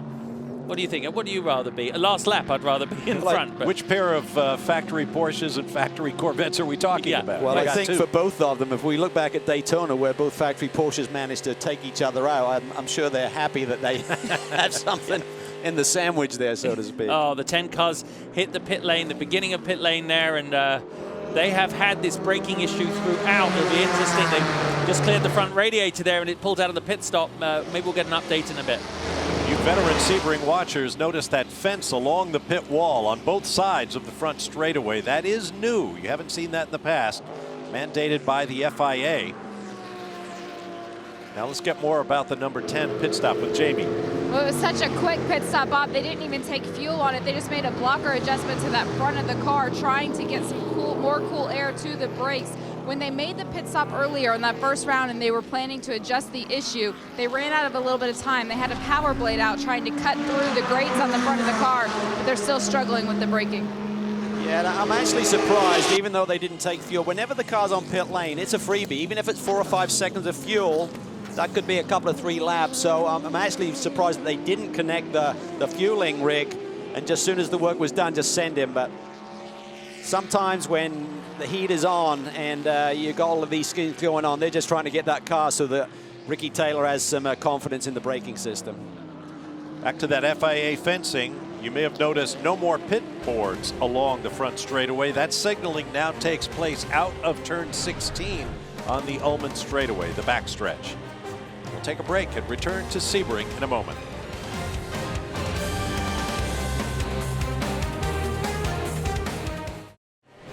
As a look out the back of the number 3 Corvette, still in the hands of Antonio Garcia, looking back at the number 8. Oh, Popoff really Alex loose. Popoff.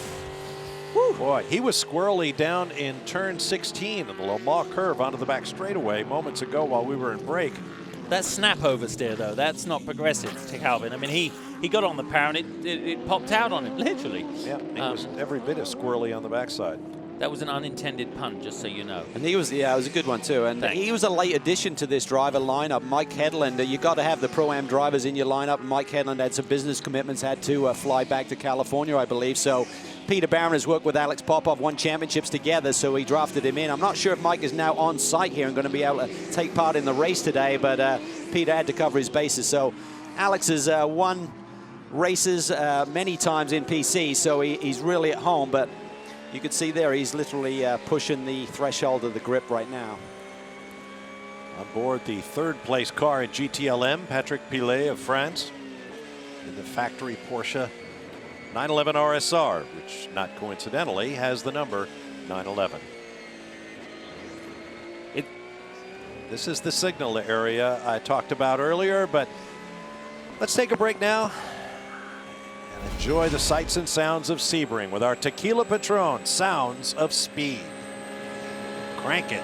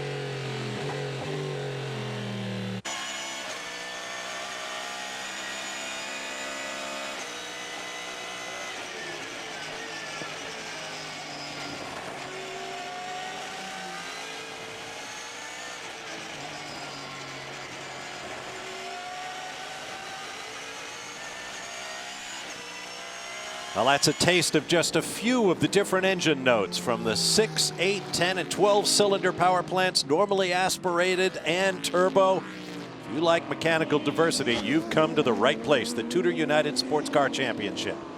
And I was just thinking, I'm all in favor of the advancement of technology, but that's why, for me, electric car racing will never replace the visceral feeling that we've just had. I mean, it goes from the sounds of speed to the sound of silence, you know, and just hearing those different engines, front engine, rear engine, is just magnificent. And why are you looking at me like that? Well, you know what you're talking to your right mouth. I'm not. I mean, this is Mr. Formula E over I know. It's like watching Game of Thrones with the sound off. No, thank you. I love the racing. I love the intention of it. Well, speaking as one race driver to another, try it before you decide. Oh, I'm a fan Did of you the know racing. that Bob got behind the wheel? I drove that baby. Wow. I thought I saw you in Laurel Canyon in a Prius. No, it's amazing racing. I'm a big fan of it, and obviously I'll never get a job in that series. But I'm a big fan. To say about it. But when you listen to those engines, petrol heads united in how glorious the sound is. You can hear it in the stun. Look at the look. 90 car. Westy was way in the gray. Well, now that my esteemed colleague is finished, I'll point out that the next round of the Formula E Championship is at Long Beach, California, the first weekend in April. On our network, right? On our network, absolutely. Oh, great. You knew that, right, Justin? Yeah, no, I knew that. That's Formula good. E will be on our Memo. network, but JB won't be. This is good for my job security. So Enough. Let's get down to Jamie. Bob, Dave Parasek is the newly appointed director of Ford Performance. And Dave, I understand the engine in the Ganassi car is actually 70% production. What does that mean? Well, that means that a bit of this race engine lives in every Ford car that's on the road today.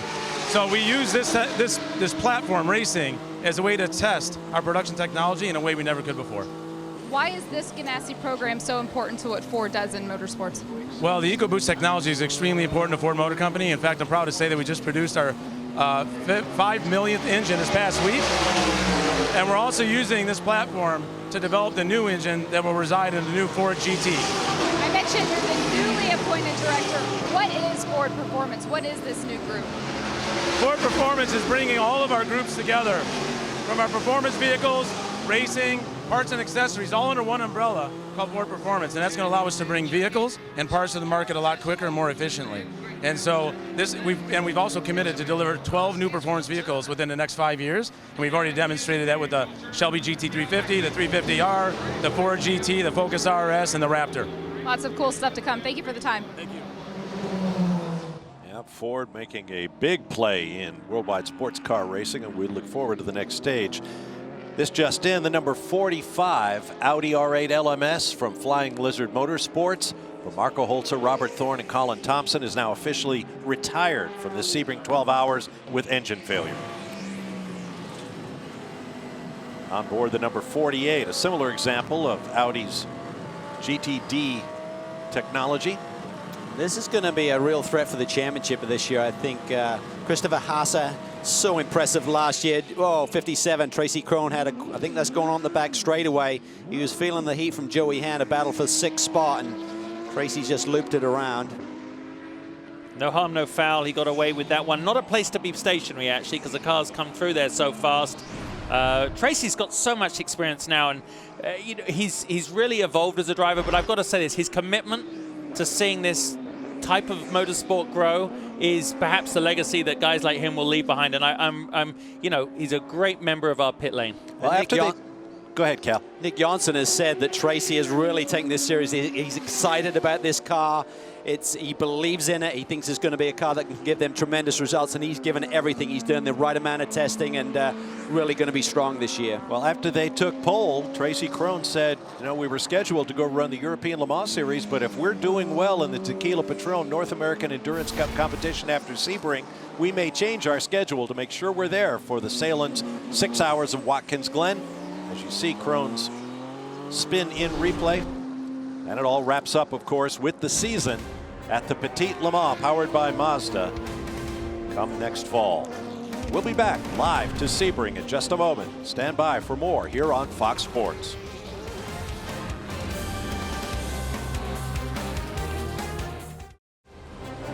Back at Sebring as the clock approaches the bottom of the hour, 12:30 p.m. Eastern Time.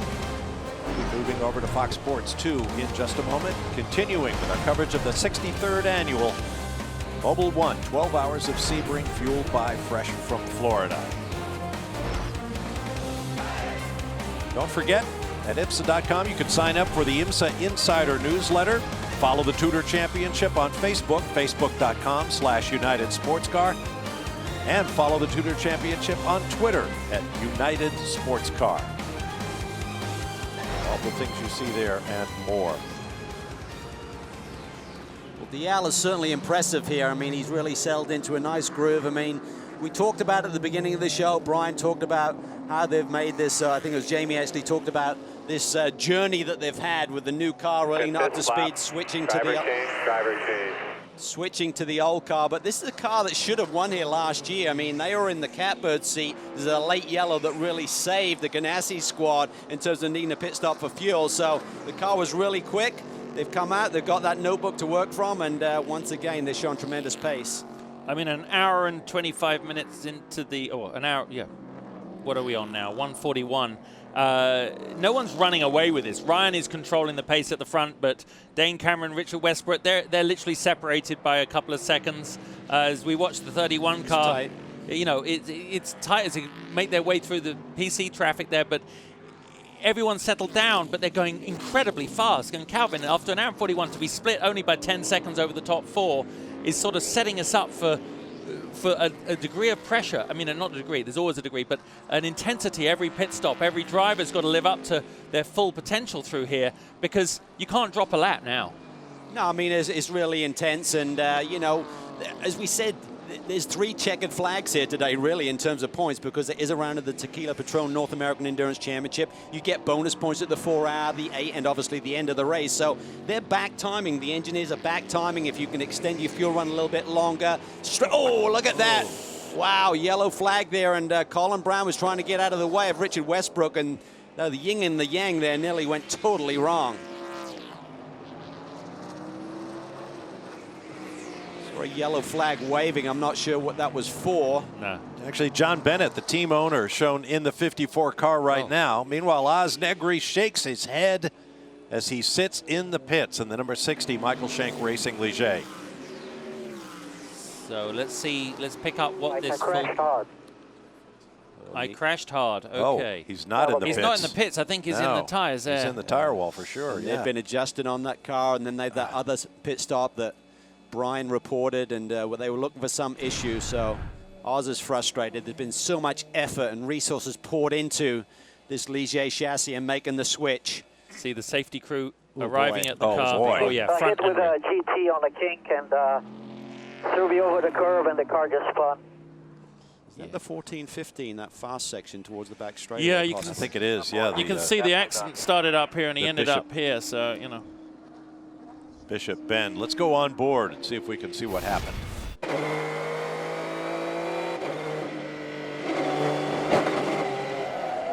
Ooh, oh, that is a massive hit. Oh, I felt that. Oh. Huh. Brian Sellers, he was trying to tuck in the inside of the Falcon Porsche there and got on the curb big time and then hit.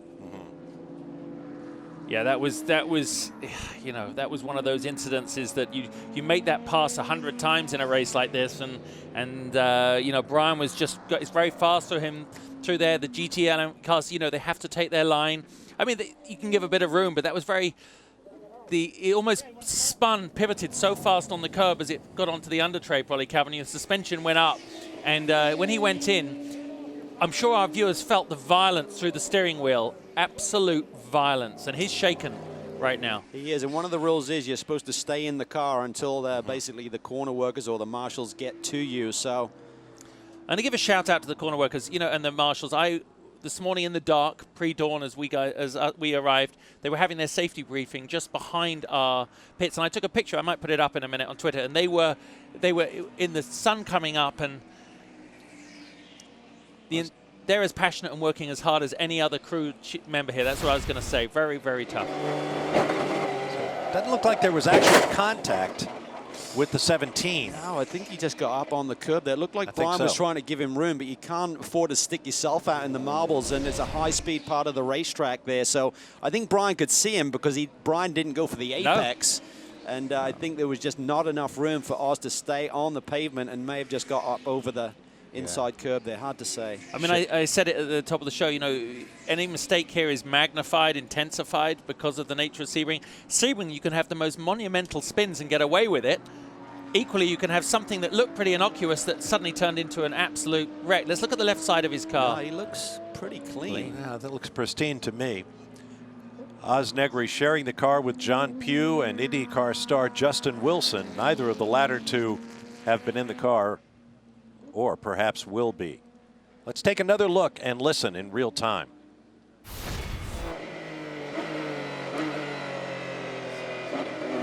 This is tower turn coming out of 13.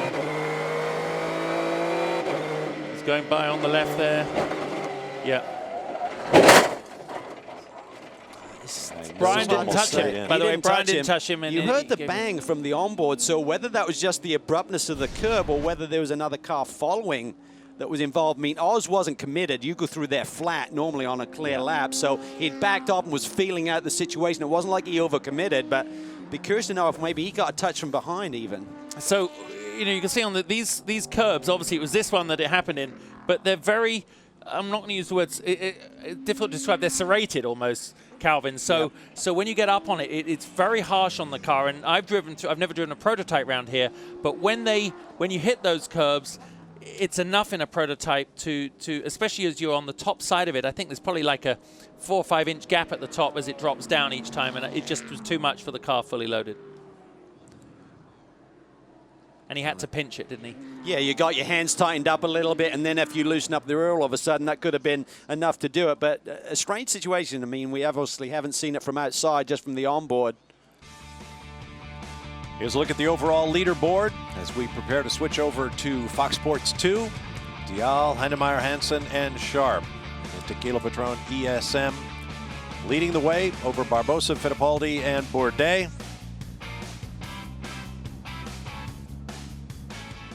The party will continue. Coming up next on Fox Sports 1, NASCAR Xfinity qualifying from Fontana, California. So we'll be throwing to Adam Alexander.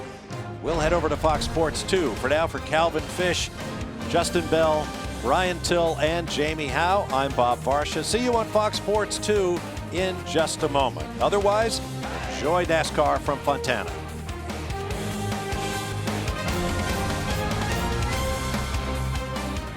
Welcome to our continuing coverage of the 63rd annual Mobil 1 12 Hours of Sebring, fueled by Fresh from Florida.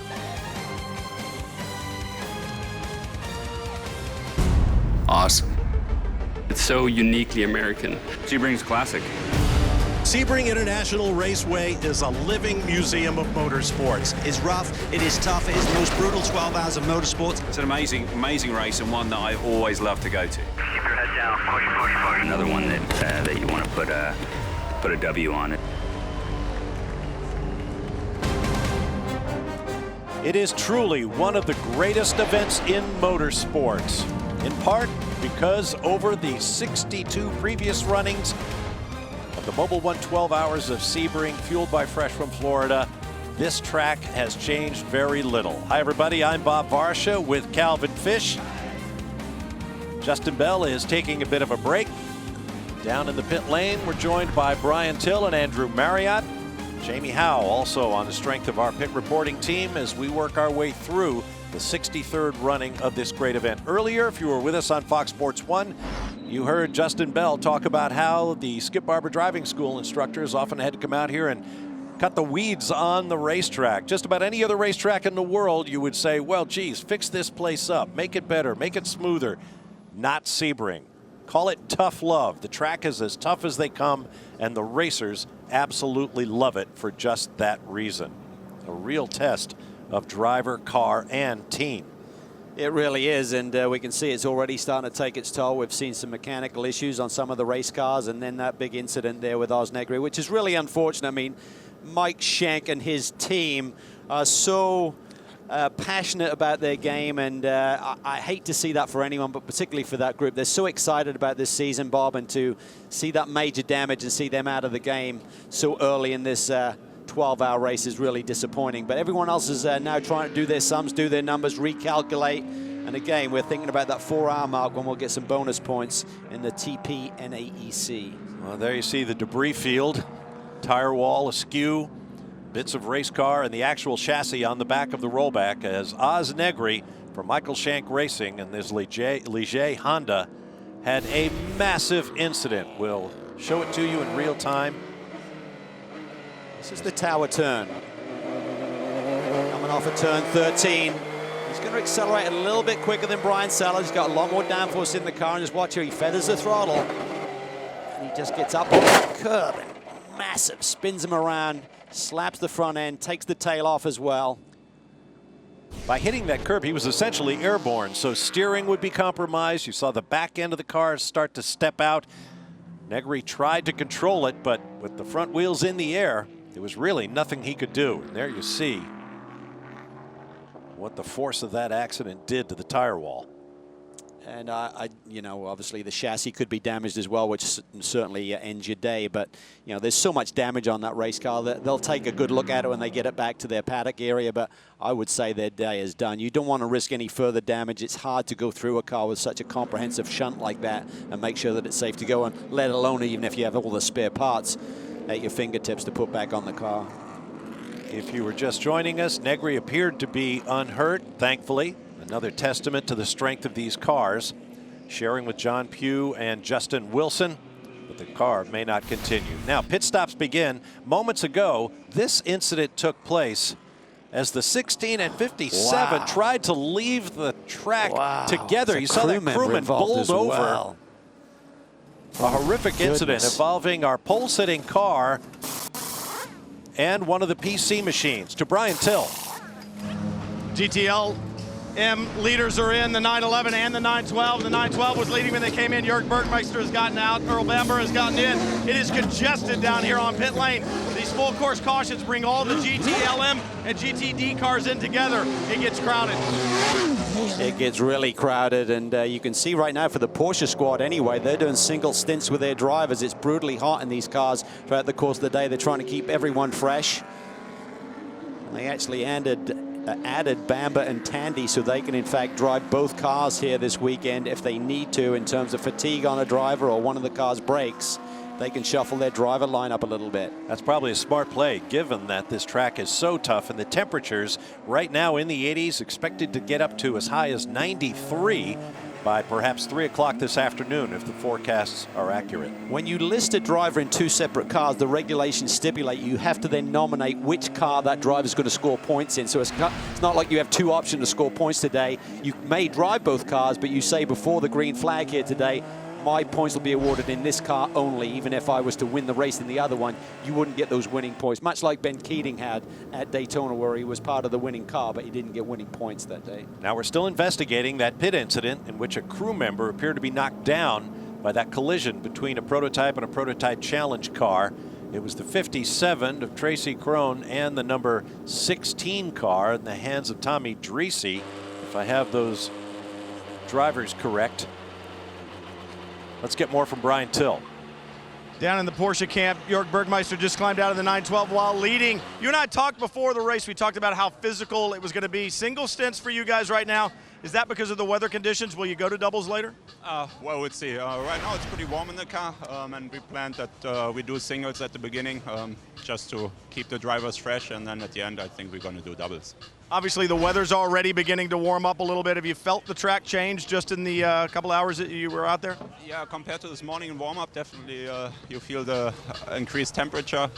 Grip level was actually pretty good, but there was definitely some drop from the tires, but everyone was struggling with the same problems, and the car was really good and was fun to drive. Well, that's the challenge, guys. The track's going to be different at the start, the middle, and at the end of this race. You got to have a car that's going to work through all three segments.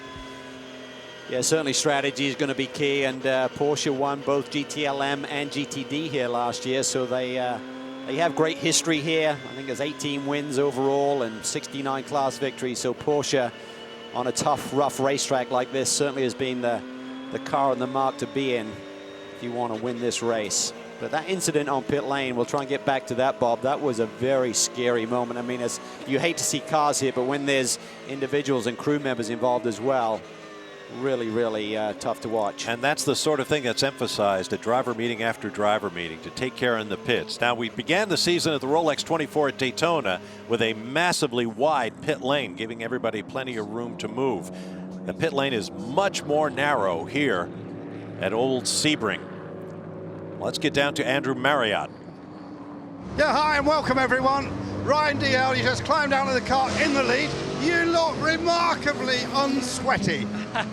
Well, you know, we've been sitting in the coupe for a couple of months now, and you know, when in Florida, it's nice to be in a convertible. So it's actually really good. This car always gets really good airflow, and it's a little bit cooler today than it has been this week. So it felt pretty nice. And when you have a good car under you, generally it makes it a little bit less physical. But great job for Patrón SM. We've obviously had a bit of a nightmare few months. Many sleepless nights for these guys, and so far so good. We just got a long way to go, and car's acting great, so try and get this Honda up front. This car, an old friend, of course, you so nearly won this race a year ago. It was a late yellow which robbed you of that. Yeah, this car to me just keeps getting better with age, and like a fine cheese, right? Like you? Yeah, like I guess like me, yeah. Well, tell me when I go the other way. No, it's such a good car. And I think when we all jumped in the test a couple weeks ago, I think we all had the same thoughts that it felt like we were jumping back into home. Such a great car, you know, credit to HPD for such a fabulous chassis. So that's why we made the decision, not an easy one, to come back here, run this car. Obviously last year, we definitely feel there's a little bit of unfinished business. So I think the old girl was telling us in the shop to bring her back out, give her another crack. Thanks very much. Thank you. Great drive. All right, continuing with the story of that pit incident, it was the number 50 plus racing team that was pitted. Crewman working on the left front wheel when the two prototypes came along and clipped him. Yeah, and I think what happened there, I mean, we're hearing some radio communication that Tracy Crone may have been looking down at the steering wheel and resetting the fuel and stuff like that, but he also seemed to me to have the right side tires in the middle lane. There's effectively 3 lanes in pit lane. There's the working lane to the inside, the middle lane, which is the transition lane, and then when you're cruising in pit lane, you're supposed to be in that left lane. Looked to me like he had the right sides just in the middle lane, possibly. We'll see another replay later on, and I think that's why the incident may have occurred there. Pit stops continue under this yellow flag as we approach 10 hours remaining in the 63rd running of this Endurance Classic. A big crowd on hand. The party will go on all day long, and we'll be here with you. Stand by for more from Sebring.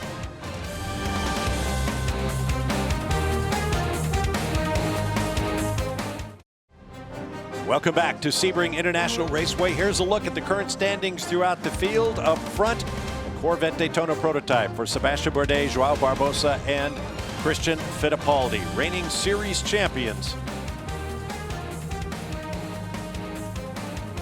Look down through the mix of prototype, prototype challenge, GT Le Mans, and GT Daytona class cars. Very little attrition through the first 2 hours of this race, although there have been some spectacular moments. We'll get you caught up on those in just a second. Now let's have a look at the highlights of the early portions of the race. Olivier Pla put the Crone Racing Ligier Judd on pole. Team owner Tracy Crone took over, and while he was busy getting up to speed, there were a few close moments with faster cars. And in hour 2, the biggest moment of this race so far. We're on board with Oz Negri in the number 60.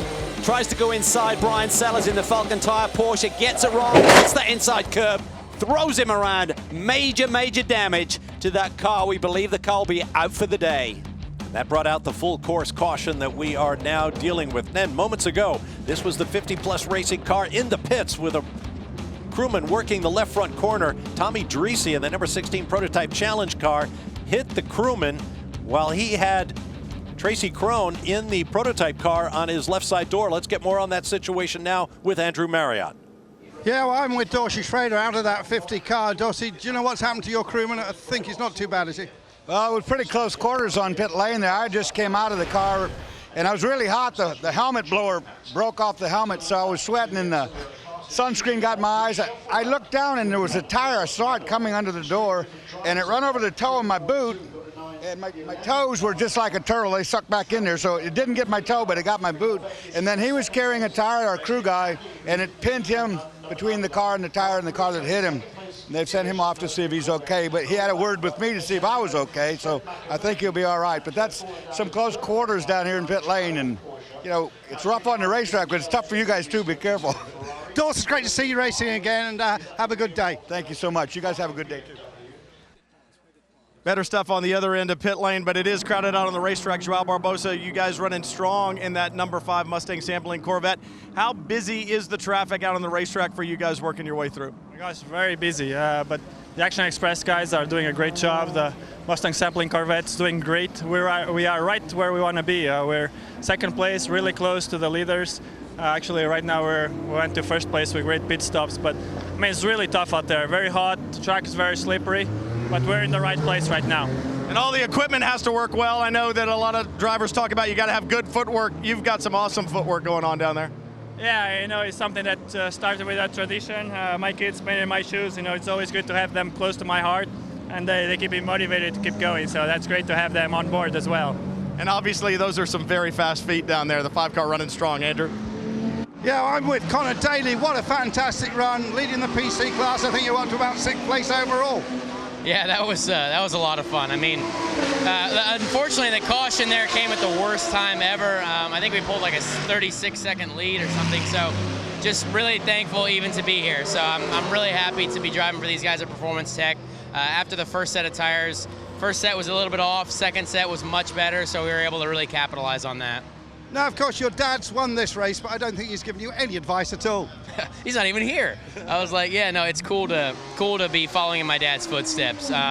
He's got a lot of history here, and then again, I just, you know, it's been a long off season, so I'm just happy to be starting this season off on the right foot here in the TUDOR Sports Car Championship. But you are close to an Indy 500 ride.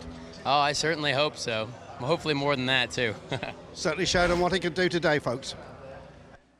Good to see Connor Daly out here. As he pointed out, his father Derek won this race a couple of times, including 1990 when he became the first driver to drive both the first and second place car. I wonder if they let him keep trophies for first and second place on the podium. No, and Derek probably more importantly prize money. Yeah. Those are with the great Nissan Performance Technology teams, including 4-time IMSA champion Jeff Brabham. They were a good group. About success here at Sebring. Drivers in the race today with multiple wins at Sebring. Look at that, Gavin and Lur, 5 class wins between them. Pretty amazing stuff. CAFA 3, one of those being an overall win for Audi back in 2004.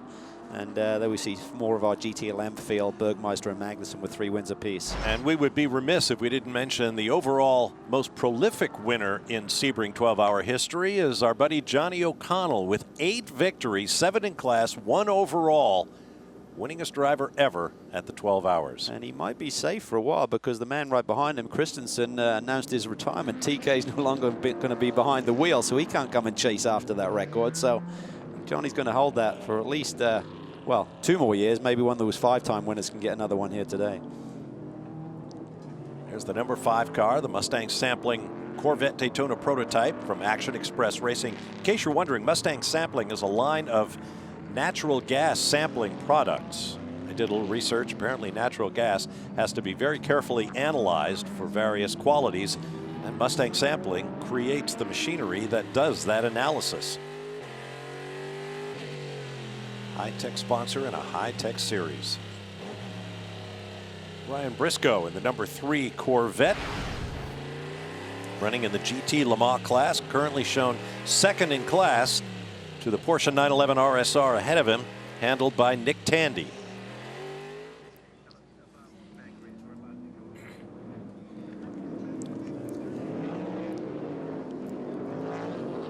Off the end of the Ullman straightaway, through the tricky tunnel turn, final turn of the 17 turns of this 3 3/4 mile Sebring racetrack.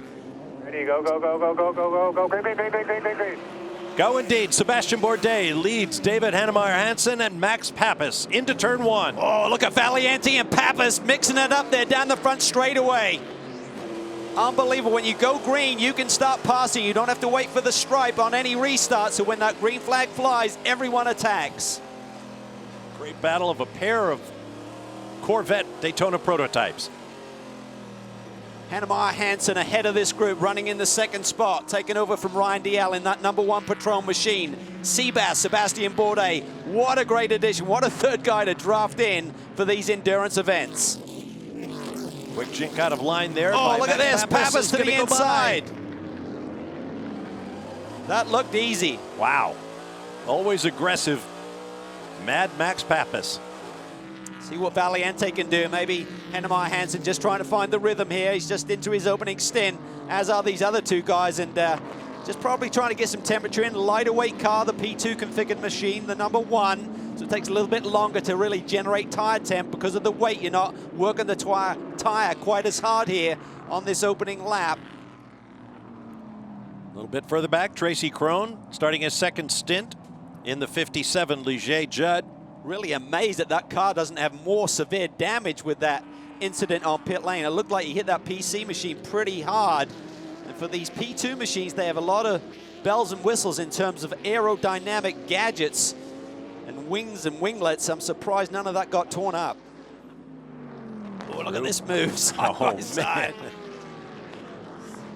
That is not for position, that's between a different class there. Sometimes it's confusing with the red Ferraris. That's the 63 machine, not the Risi Competizione Ferrari that the Corvettes are battling with.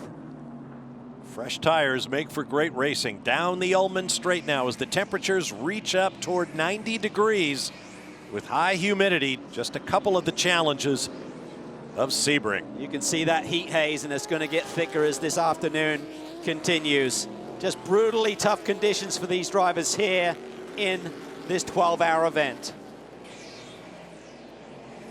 From race control, the number 16 prototype challenge car of Tommy Dreese is getting a drive-through penalty for that kerfuffle in the pit lane. We'll have the name of the crewman who was struck as soon as we find it.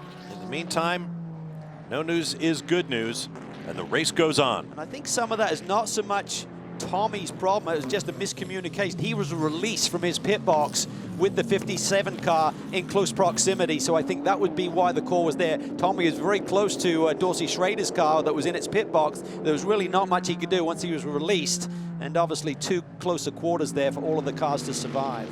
Dreese currently shown 36th in the overall, 8th in the prototype challenge class. He will drop back from that point. Meanwhile, speaking of prototype challenge, battle for the lead here. Yep. Mike Gouache trying to hang on. He was our 2013 PC champion. Didn't see a lot of action last year, but he's returned and is going after a championship once again, winning at Sebring. And he's being chased by one of the best in the business, the Brazilian Bruno Junqueira. That's the Rolex 24 Daytona winner in class. Being pressed hard by Junqueira, well known to open wheel racing fans for his years in Indy cars. He was on the verge of a Formula One career. I think it was a shootout between he and Jenson Button for that Williams ride going back many years, and Jenson won out. We know that he went on to still compete in F1 and win a world championship, and Bruno was at the same level. So it's amazing how just one day can change your fate and how your career moves forward. Yep, Junqueira, who I had a long chat with the other day when I gave him a ride in from the parking lot to the pit area. He is known as one of those gunslingers, a great qualifier. If you needed ultimate lap time, he's a good choice. Right now he's given Mike Gouache all that he can handle. To the GTLM battle on board with Nick Tandy of Great Britain in the Core Autosport Factory Porsche GTLM team. What big news he's received since the 24 Hours of Daytona. He got the nod that he's going to be added to a third Porsche prototype to run at Spa, and most importantly at the Le Mans 24-hour race. What a great boost for his career. Great opportunity for Nick. No doubt about it. To Brian Till. So great to have such great marks in the series. BMW Team RLL, and good to see Lucas Luhr back in a GT car. 4th on the list of all-time wins for class wins here, chasing down Johnny O'Connell. At this point in the race, you were just out in the car. At this point in the race, what can you tell about the car? It's going to pay dividends later.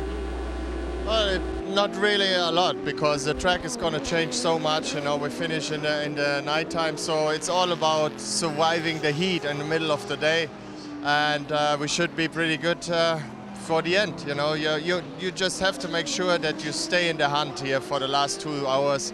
Then it's when the racing really starts. Little less weight on the car this weekend because of a balance of performance change and a little more rear gurney. Can you feel those differences in the car, or is it so minimal that you don't really feel it, you just see it on lap time? I don't really feel it, to be honest. No, it's, you know, I personally think you just drive what you have, you know, you don't care about the rest. Obviously, you always try to make your car as quick as possible. And it's that, the quickest it is, fine for me. They're going to do what they can, be there at the end and race hard the last couple of hours. As I said, 5 class victories for Lucas Luhr here, chasing down Johnny O'Connell, who has 8 class victories, the leader here at Sebring. No question, Lucas Luhr, one of those guys who's done it all, seen it all, won it all, has it all. The race goes on, working the 3rd hour. The world-famous Mobil 1 12 Hours of Sebring, fueled by Fresh from Florida. We'll be back in just a moment.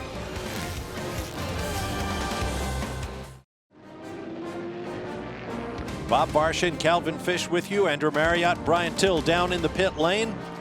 GT Daytona Porsche versus GTLM Corvette. Well, it's obviously going to not be much of a contest, but what a great run for the Magnus Racing number 44. They're the defending race champions here. John Potter now behind the wheel. He's done a stellar job. And again, he's one of the Pro-Am drivers. He's the team owner, in effect, here with this number 44 Porsche, and runs regularly with Andy Lally, of course, and they've just got a tremendous lineup here this weekend. And you see that number 98, beautiful Gulf blue and yellow Aston Martin coming up. Paul Dell'Olana, earlier in the race, just as after he got into the car following a pit stop, had the right rear wheel come off. He was stranded on track and brought out a full course caution. They loaded the car up, took it back, checked it out, put a wheel on. They are out there pounding away, but they are well back. Currently 40th in the overall and 9th in GTLM. Yeah, fortunately it didn't pitch the car into the fence or anything, so there should be minimal damage. There may have been some drive pin problem that they had to fix just because the wheel came loose and rattled around for a little bit, but probably not much damage to that race car. So this is when it's tough, when you're that many laps down, to dig deep and just keep pounding around here. They're not in it for the championship, of course. They're not here on a regular basis. Did Daytona. They'll do some of the Enduros this year, but that makes it a hard day to just really just keep giving it 100%. But with the regulations, you can get laps back under caution. Yes. Every time you can get away by potentially, so you can kind of grab those laps back. They are 12 laps down right now, but at the Rolex 24 at Daytona, we saw the number 5 Daytona prototype make up a couple of laps in quick order. To Andrew. Yeah, guys, I just want to pick up on a couple of things you were speculating about, and one was the Krone racing machine there. I talked to Gary Holland, the team manager. He says a couple of the dive planes have been knocked off. At the moment, they don't intend to change the nose. They're just going to leave it as it is. Also, you were talking about the day that Jenson Button got chosen over Bruno Junqueira. It was actually at Paul Ricard, if I remember right. I was there at the press conference, and when they announced it, they hadn't told either of them. And Bruno Junqueira, I've never seen a man so desolated. It was quite an extraordinary press conference, that. Yeah, probably similar to the McLaren one when Kevin Magnussen and Jenson Button went through a similar scenario, ironically, many years later, when figuring out who was going to partner Alonso for the season. Yeah, and then ironically, Alonso doesn't make the first race. Magnussen is back in the car. Supposedly, Fernando will be driving in Malaysia. Yeah, that whole testing crash that Fernando had is still very bizarre to me, and I'm sure we'll find out more about it in the coming months and years, maybe. Here's the aforementioned Bruno Junqueira. As I recall, when he didn't get that ride, Chip Ganassi was there to kind of swoop in and snap him up. Thing I think that Chip likes, and I don't mean to speak for him, but guys out of the Formula 3000 championship, as Bruno Junqueira was, you don't get a lot of track time. You have to get up to speed right away, similar to IndyCar-style racing here in the United States. Chip appreciated that. He saw that Junqueira was looking for a ride, gave him one, but the rest was history. As I said, he became known as a great qualifier, had some great races, and now here he is in sports cars. And it's really a great home for him. And, you know, I think what a lot of these teams may be looking at that PC category and seeing some of the outstanding performance that guys like Colin Brown and Bruno and such put in there, and maybe they can be looked at. Maybe Bruno's career will ultimately end up in the Premier category, the prototype class once again, because he certainly deserves that type of ride. Quick look there at Ed Brown in the number 2 Tequila Patrón ESM Honda-powered prototype. Bourdais out front as he crosses the stripe there in the Action Express. What a team this is. They've done about 9,400 consecutive miles on the lead lap here, dating back to last year. And about halfway through this race, they'll click by that 10,000 mark if they continue to do what they're doing here today. So just, it's a well-oiled machine, as we see one of the Ferraris getting a little bit wayward there. But when you got a driver lineup like they have, and certainly the team that they've now put together, it's an outstanding combination. And I think this year there was, you know, they stretched it back to a 2-car operation, bringing the 31 car on board. The thought was, well, will they continue to run at the same level? Well, they've answered that already, winning at Daytona and running up front today. There's Giuseppe Perezzini in that 49 GTD class Ferrari 458 Italia. Ferrari teams are reporting with the GTD Ferraris, they went through a slightly bigger front tire for this year, and it didn't really seem to create a problem at Daytona. You run a different compound there, but here at Sebring with the Continental tire that they're running, they're really struggling getting to grips with it in terms of the balance of the race car. It's a slightly bigger tire, and you know, just talking to both the Ferrari squads here, they just said we just can't quite get the balance that we had here last year, so they're a little bit disappointed, and they are in conversation about maybe potentially switching back to the smaller tire to get the balance back with that race car. They thought it was going to be a positive move, but when they got to Sebring in these conditions, it's just not working out for them. Max Pappas now wheeling this 31 machine, and he just has the same passion. He came up to me this week. He said, "Oh, can you find me something at Le Mans? I'd love to be over at Le Mans." He said, "I know you cover that race and stuff," and he just wants to still compete at the highest level, and doing a great job here as they run 1-2, the Action Express team, in the 12 hours. Max's code of life is never give up. Of course, we have 2 of the twin-turbo diesel-powered Mazda prototypes in this race. The number 70 with Tristan Nunez currently runs in 10th. The 07 a bit further back. Let's hear from the boss man at Mazda Racing now in the pit lane. Yeah, I'm with Big John Doonan here. John, still the learning curve. You had an incident, I think, on the warming up lap, didn't you? Yeah, unfortunately, during the pace lap, one of the cars in front of us stopped dead on the track. Tom had a little damage. We were able to change the nose, and we're good to go on that car. And the 7.0 is running 7th right now, so we're really pleased after Daytona to have one of the Mazda Skyactiv prototypes up front. These twisty circuits are where we can show the best. Of course, you need them to get to the finish to learn more, don't you? We sure do, and I think that's been the story of this entire program, is learning. And just this week, my colleagues in Japan asked us for some of the components that we've developed in this engine as a future potential road car solution. So we're really proud of that. That's a victory for the Mazda brand and how we learn on the racetrack. Yeah, talking about that, you had a big launch earlier in the week with a new MX-5 racer. Well, Mazda is really proud to be the first and only car maker to have a formalized driver scholarship program, and certainly the 2016 MX-5 is a key part of that. All new Skyactiv technology, and we hope the same level of entries we saw here this weekend with over 30 cars can start in that new series in 2016. And the old MX-5, I suppose they'll go down to club racing, will they? Yeah, we've got a huge effort in club racing. That's where the business of Mazda Motorsports is. And we'll run those NC cars there. And we'll have the all-new car out testing here in a couple of weeks. John, thanks for your time. Get back up. I call it the Pratt Purge. Thanks very much. Certainly for Mazda, they led overall at Daytona, so after the drama that they had last year, to come out of the box and lead at the biggest race of them all was really a feather in their cap. So hats off to that team. They've made some head design changes, can run a lot more power through that motor this year, and they're really targeted on Mazda Raceway Laguna Seca. They think that's going to be a great track for them, appropriately. Incredible fuel pressures on that biofuel base. It's animal fat-based diesel fuel. So great is the pressure. Of course, you need to keep diesel fuel running at a high temp in order to keep ignition going. Fuel enters the manifold at 212 degrees Fahrenheit, the boiling point of water. The 07 car, the second Mazda prototype, by the way, that Tom Long had that contact with in the opening laps of the race, currently runs 37th overall, 12th in class in the hands of Joel Miller.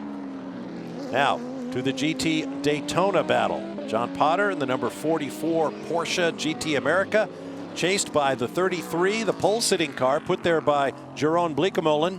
Right now, team owner Ben Keating is behind the wheel, and he is right on the gearbox of the class leader.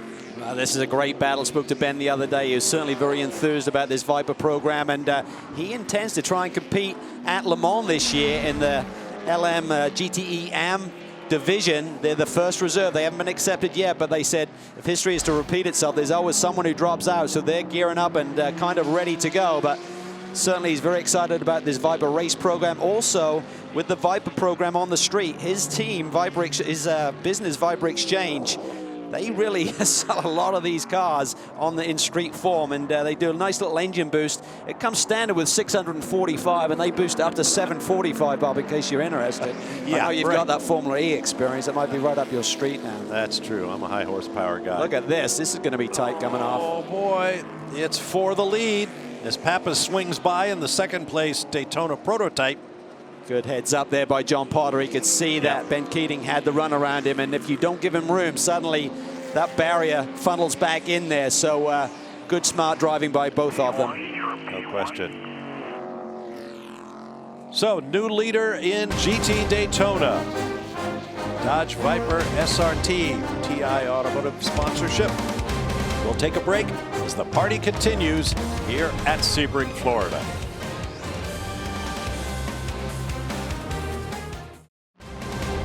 Welcome back to the 63rd running of the Mobil 1 12 Hours of Sebring, fueled by Fresh from Florida. Bob Varsha, Calvin Fish with you.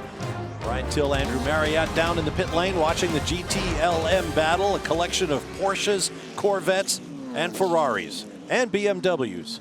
Well, Nick Tandy leads by about 4 seconds over this gaggle, and this is a fierce battle. You got Briscoe, Bamber, Fisichella, Farfus, Edwards, all very close together, and Brian Sellers sitting there 1 position back. So this is going to be all day long in this class. It is fierce. Manufacturer interest is high, and certainly the investment that they're making in this class is superb. And the machines are really, really sexy looking as well. Another good young American driver. You're riding with John Edwards. He's going to be competing at the Nürburgring 24-hour race this year for BMW, and going to be doing a VLN race next week. He's got a busy schedule ahead of him. He's going to be a VLN race, and then he'll be back for Long Beach, then back over there. I mean, he's going to be all over the map over the next 4 or 5 weeks in terms of preparing for that event. And in fact, they're pretty strict in terms of the licensing requirements for the Nürburgring 24-hour race now. John, believe it or not, he's a BMW factory driver. He's driven at the Nürburgring 3 times. He had to go and do a driver's school last week. Very late request, and guys like Marino Franchitti were there, so they're taking it pretty intensely in terms of what your qualifications are. He said it was good to get some extra laps. He said we're all looking at each other. Really? Driver's school again? It's a good look at that retro paint scheme. Celebrating the 40th anniversary of, as you pointed out earlier, Calvin, the victory here at Sebring that really made BMW's presence here in the United States. It was a bit of a roll of the dice for BMW, who wanted to raise their profile here in the United States. They decided to go racing. Their first race at the Rolex 24 at Daytona was a bit of a disaster. Second race was here at Sebring, and they won with a combination of all 4 factory drivers in the race: Brian Redmond, Alan Moffat, Hans Stuck, our Grand Marshal this year, and our old colleague and friend Sam Posey. Well, apparently one of the biggest things that they needed to get out there was the message that BMW was not British motorworks. Right. They needed to make that statement loud and clear, and they used the racing platform to do it to great effect. And just such great heritage with BMW and their motorsports program. Jens Marquette, their motorsports leader, is here on site this weekend, and he's a tremendous guy and just truly believes in all of his racing programs. Obviously, DTM is at the top of their pecking order right now. They're about to get started over there in May with another season there. But whoa, the 50-plus racing Daytona prototype. Not the way the coach drew it up on the chalkboard. Ryan Briscoe doesn't have an IndyCar ride this year, so he's been drafted into the Corvette team, going to be competing in the endurance races here, plus Le Mans. Pretty stout lineup in both of those Corvettes. It really is, and disappointment there for Richard Westbrook, because he typically does the Le Mans race, but with Ryan's availability and the fact that he has more seat time this year, it was a logical choice to go with Ryan for Le Mans as well. But Jordan Taylor will be joining the other car as their third driver, as Simon Pagenaud will obviously be busy with his IndyCar commitments. Beautiful yellow color of these Corvettes.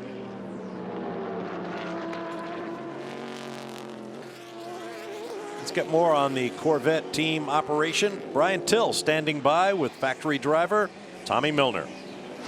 Tommy Milner handed the car over just a little while ago to Simon Pagenaud, and Tommy, the car's dropped back a little bit, handling-wise, just not to Simon's liking right now.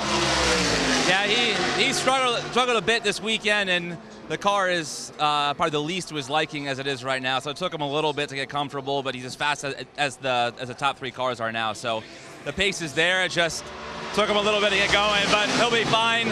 You know, 1 yellow, we're back in it again. So the car was definitely difficult to drive at the start. You could see there was sort of that lead pack that kind of got away, and then there was sort of us and the BMWs kind of fading towards the back a little bit. But I think as the track represents a little bit, we'll get faster.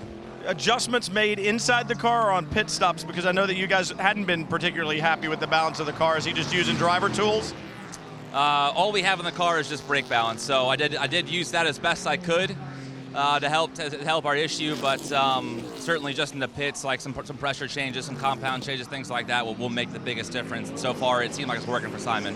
Obviously, Corvette racing very fast on the racetrack, but I think a lot of people don't understand how much engineering goes on inside the car. You stepped out, you looked fresh, and you actually just told me it feels better inside the car than out. Tell me about the cooling system that you guys use.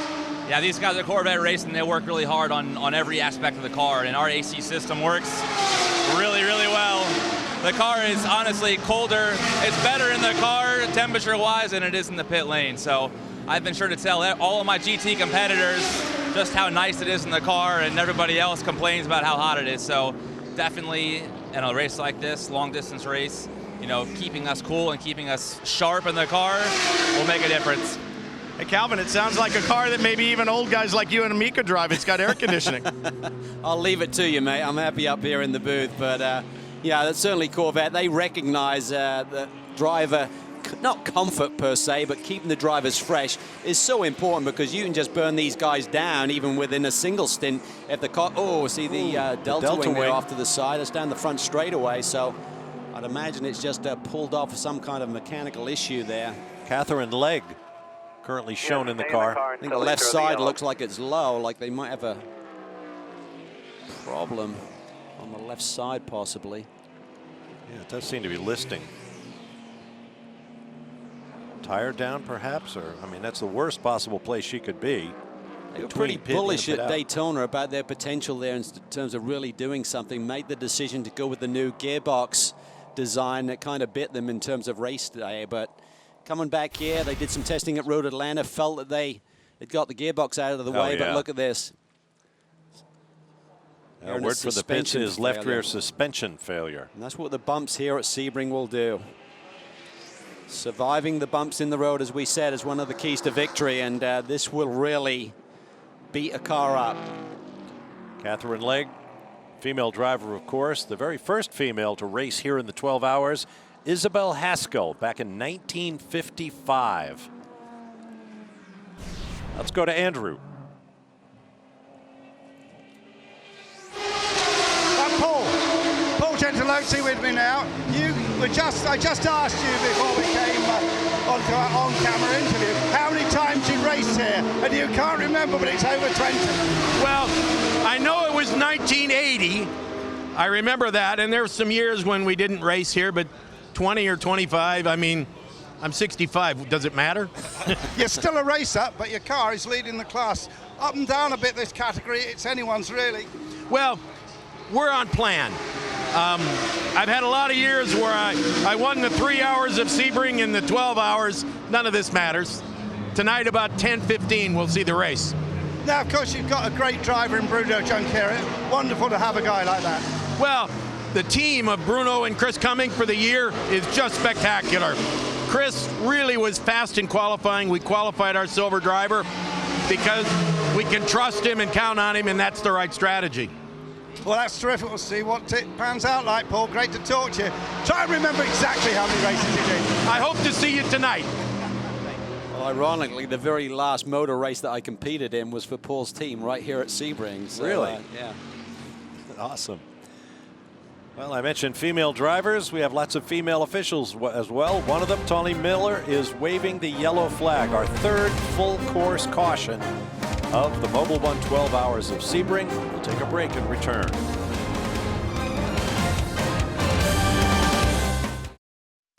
You know, people talk about technology transfer. In other words, how you take technology from the racetrack and incorporate it into your production cars. There's no greater embodiment of that than in the new C7 Corvette Stingray that you can buy at your Chevrolet dealer. When we look at the race car, things that we've learned, from the flush fit headlamps to aid the aerodynamics, all the way down to the single large grille opening that allows us to take combustion air, radiator cooling air, brake duct cooling air, all from a single large opening. We look at the materials that are used to actually construct the car. Carbon fiber used in the race car, now on the road car. All those things come together. All of this is based on the all-aluminum chassis that we've developed for C7. It is 45% stiffer and 90 pounds lighter. All those technologies move from the race car to the road car, providing you with not only America's best sports car, but the world's best sports car. Wave by complete. Pits are now open for prototypes under this third full course caution of the Sebring 12 hours thus far. Both prototype challenge and full prototype machinery exiting pit lane. Brian Till, what'd you see? The 5 had a great pit stop, Bob, in and out and maintained the lead, but the 31 who came in right behind him struggled a little bit, lost several positions here in the pits, and that's where this race can be won and lost. Even at this point in time, you start getting behind and you get desperate to move your way back forward, you can get involved in an incident. They just need to stay cool on the racetrack. Still a long way to go. Work on those pit stops as they can continue to practice them throughout the event. There you see the number 5 still shown on the race lead in the hands of Sebastian Bourdais. Well, if you're going to have problems, you want them early. I mean, it's hard to recover if one of those hiccups happens late in the race. So 31 car wasn't the ideal pit stop. They dropped a couple of spots. They were running 1-2, the Action Express boys there during that last green flag run. Now the prototype pit lap is complete. Pits will be open for GT cars. They've shortened up this full course procedure for the pit stops this year. It really worked great at Daytona with basically pitting the prototypes and the PC cars together, then both GT classes, so effectively cutting some time out of this procedure. And there's no real great way to do it. You've got to be fair. You've got to allow enough room on pit lane. You can't have the full field as large as it is now, all coming down at the same time. And with these wave arounds as well, it takes a little bit of time to get that sorted out, but it really stops cars that are trapped between the pace car and the leader from really, losing almost a lap to your class leader. So it's a great system, and it's been worked out over the years, and just very fair to the competition in general. And there's no greater example than why the pit stop protocol needed to be reviewed than this race a year ago when we had 11 caution flags for 73 laps, fully 25% of the race going around at caution lap speeds. But the protocols were revised. As you say, they happen a lot more quickly and efficiently now, so we can get back to green flag racing. So credit IMSA for changing the rules to keep the fans happy.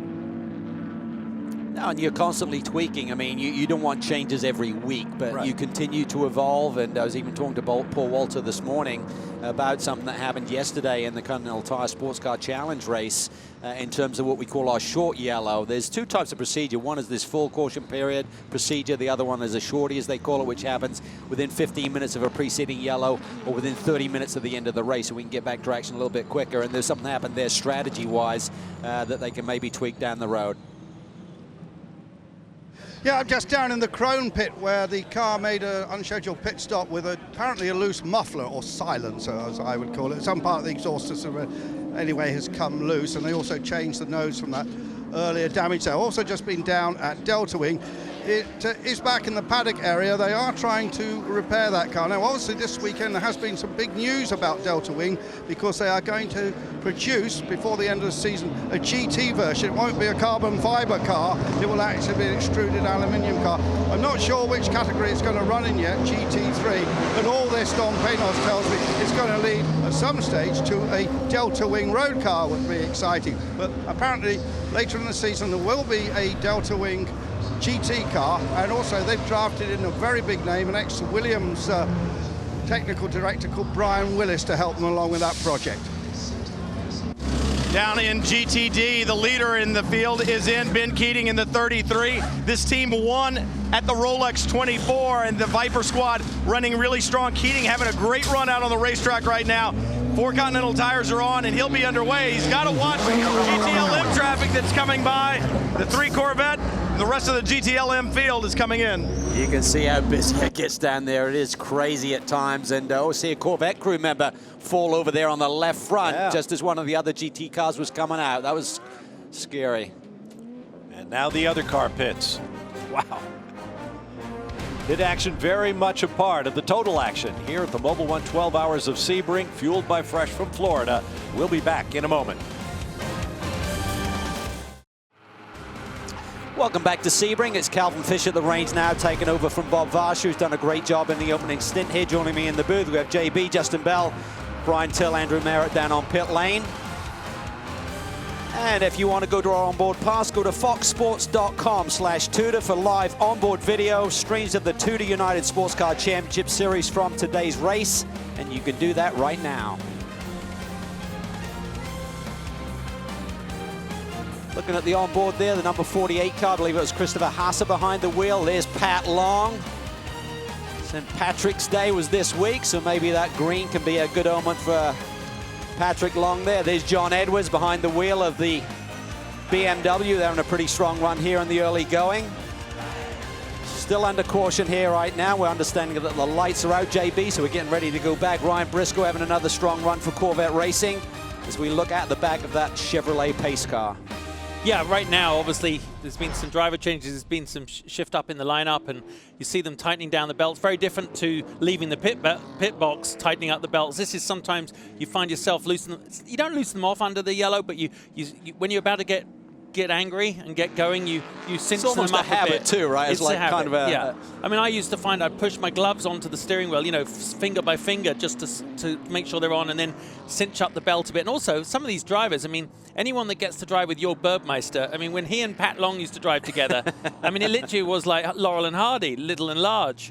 So there was a lot of modification had to be done when you got in under the belt. So, of course, tire warming, as you can see, not a priority right now under this last lap with the pace car lights out. I mean, a little bit of weaving, but not much. Temperature is so hot. I've just been outside on break and seeing some of the drivers grabbing their lunch at Marion's. They are, yeah, they're feeling it out there. Yeah, when you see the cars weaving around, they're really just trying to clean off those tires.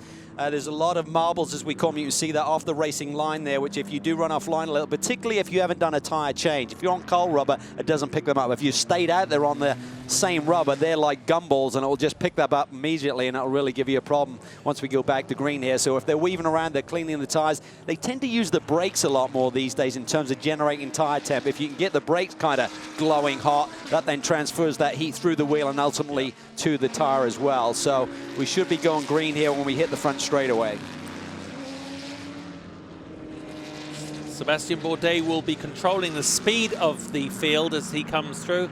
A little bit of, more than a little bit of body work hanging off there. Well, remember, this was the car that was involved a little bit earlier in this race, so huge damage to the side pod. Let's take a look.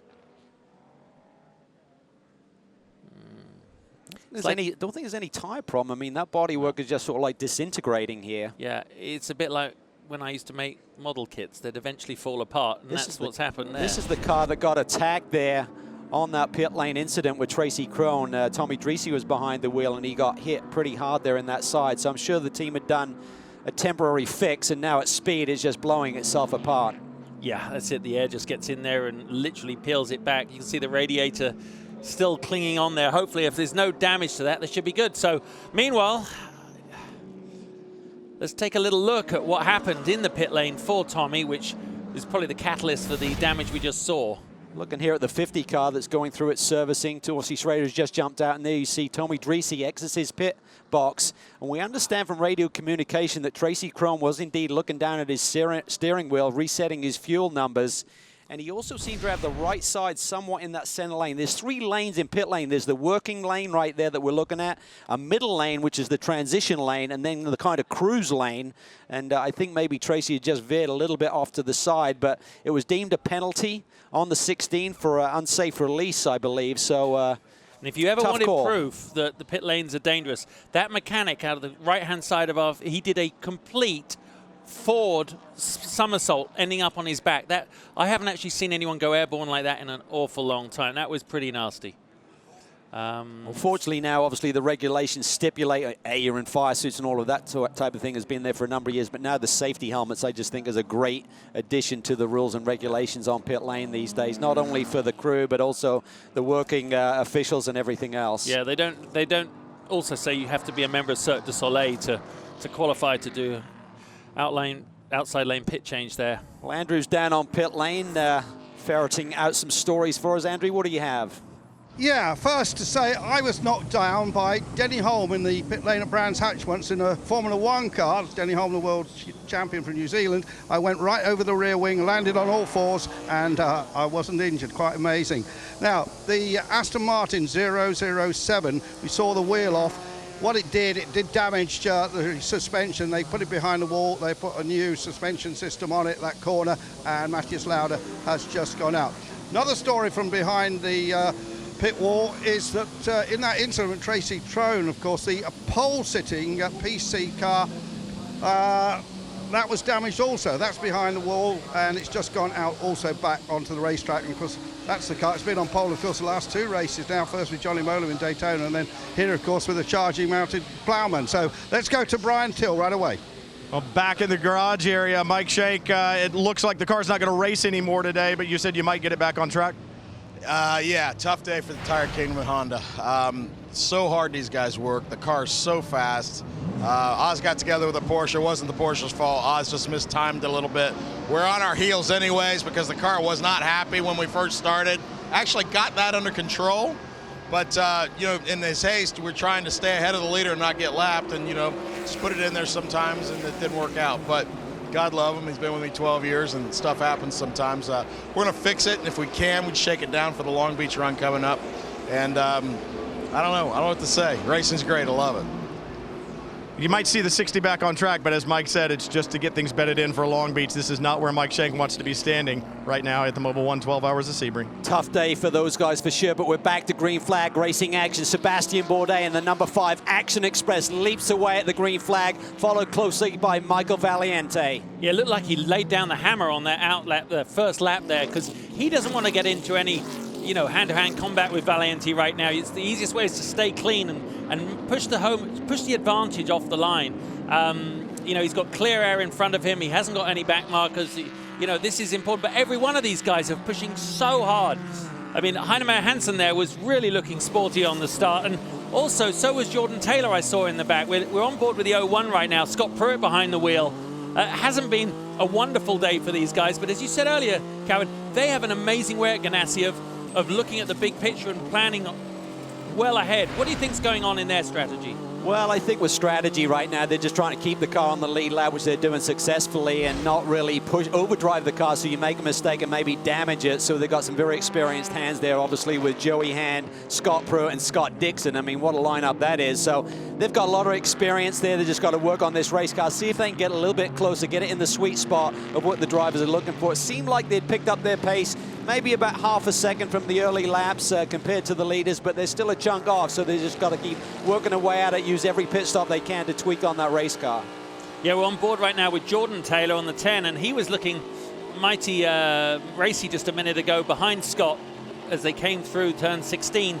It'd be interesting to know if I don't know who in the pit reporters are dealing with the Wayne Taylor end of the pit lane right now, but you know, the brake problem has been all the way through, but Jordan's braking has looked great just on that last lap. So maybe the problem has weaned itself off, or the drivers have started to be able to predict where it fails. Yeah, you can see there, Scott Pruitt is extremely wide coming off that final turn. Maybe not quite got those Continental tires up to temperature yet, or maybe still a handling imbalance. I mean, he's just jumped in. Joey had done a triple stint there. So these are Scott Pruitt's first laps of the day as he tries to get to grips with this EcoBoost Ford powered Riley here, sitting in the 5th spot right now. So again, it's all about damage control on your bad days. When you're going for a championship, you're going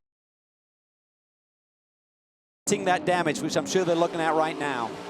There's such a tremendous amount of information, data hitting Scott on these first couple of laps when you haven't been in, and the race is now 3 hours exactly old. And of course, what that does for the driver is you've got someone behind Jordan who's right up your chuff, wanting to go by. You don't want him to go by because you'd rather not have the overtaking job ahead of you. But Scott, as you can see, he's getting tighter on his line. He's starting to get absolutely, you know, get back to his game. But meanwhile, Jordan, I'd say, has the upper hand.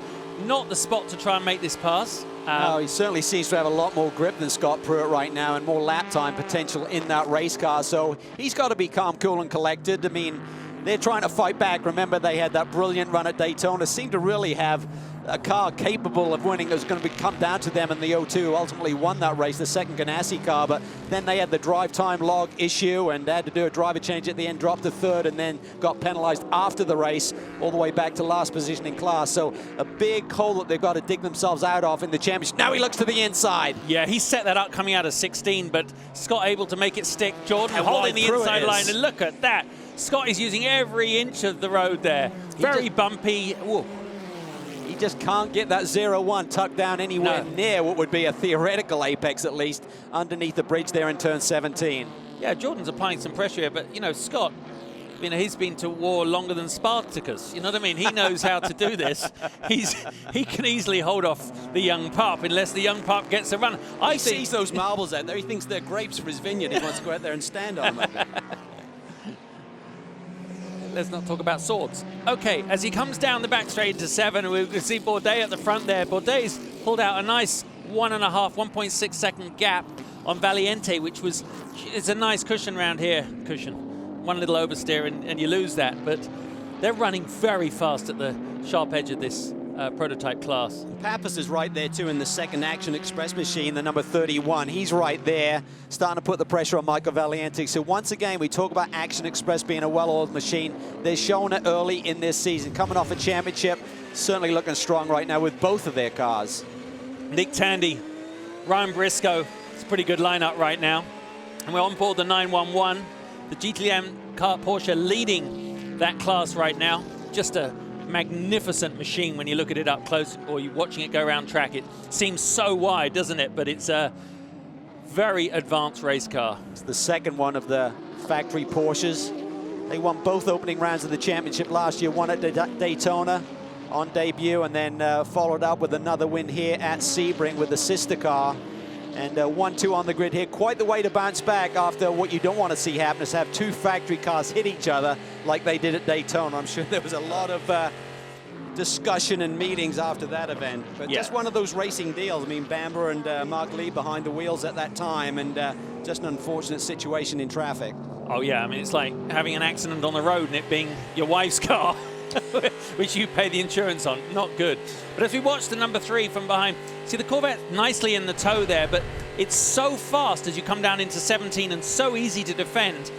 Right now, Briscoe is having a look to the outside, seeing if he can have a little position, use the traffic, read the traffic up in front. He's just backed off to get the whole shot coming out. Oh, he didn't, sorry. See PC coming down the inside. Coming down the inside too, and you saw Tandy drift across the road, and that is allowed. You are allowed to adjust your line, but you can't be reactive. You've got to be proactive. They talked about that, Bo Barfield, the race steward, in the drivers' meeting last night. Don't react to the car behind you. So it's getting fast and furious here as we're already into traffic here on the opening laps of this restart. Stick with us. Lots more to come here from the Mobil 1 12 Hours of Sebring. We'll be right back.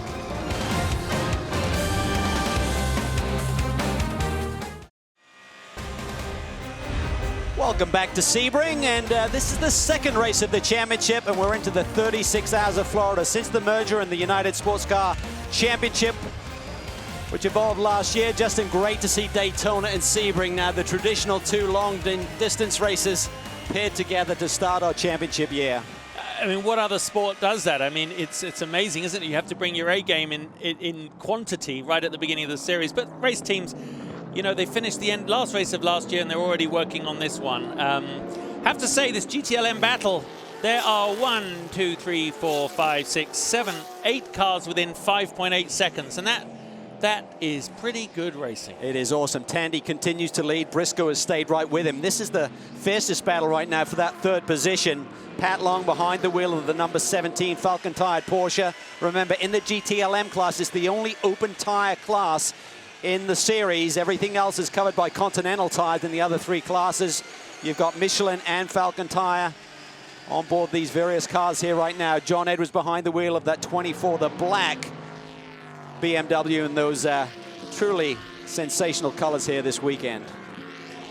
PC has had quite the battle going on throughout the day, and Brian stands by with a guy who was right at the sharp end of the battle today. Brian? Calvin, it's been a battle to this point. It's going to continue on. Tom Kimber-Smith, I look over your resume and I look at 3 Le Mans wins. I look at a Rolex 24 win. What I don't see is a Sebring win. I know you're watching the screen with great interest. What's it going to take to be there at the end of this race? It's hot today.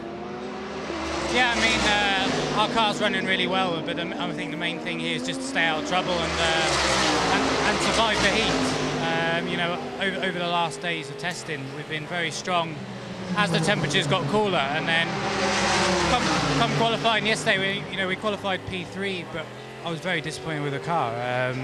But we're only a 10th and a half off, so it wasn't that bad in the end, in the grand scheme of things. But you know, today we just got to stay out of trouble, survive the daytime, wait till night falls, and then start attacking.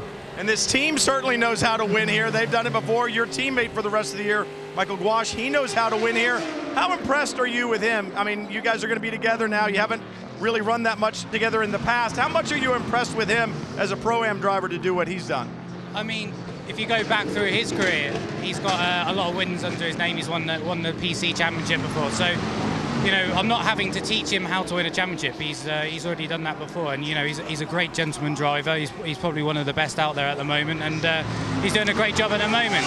He's very consistent, and he's just going to bring the car back in one piece, and then Andrew will take over from there. It's a great driver lineup. It's a great team. Bobby Orgel and this entire PR1 organization, they know how to put a good car underneath these drivers.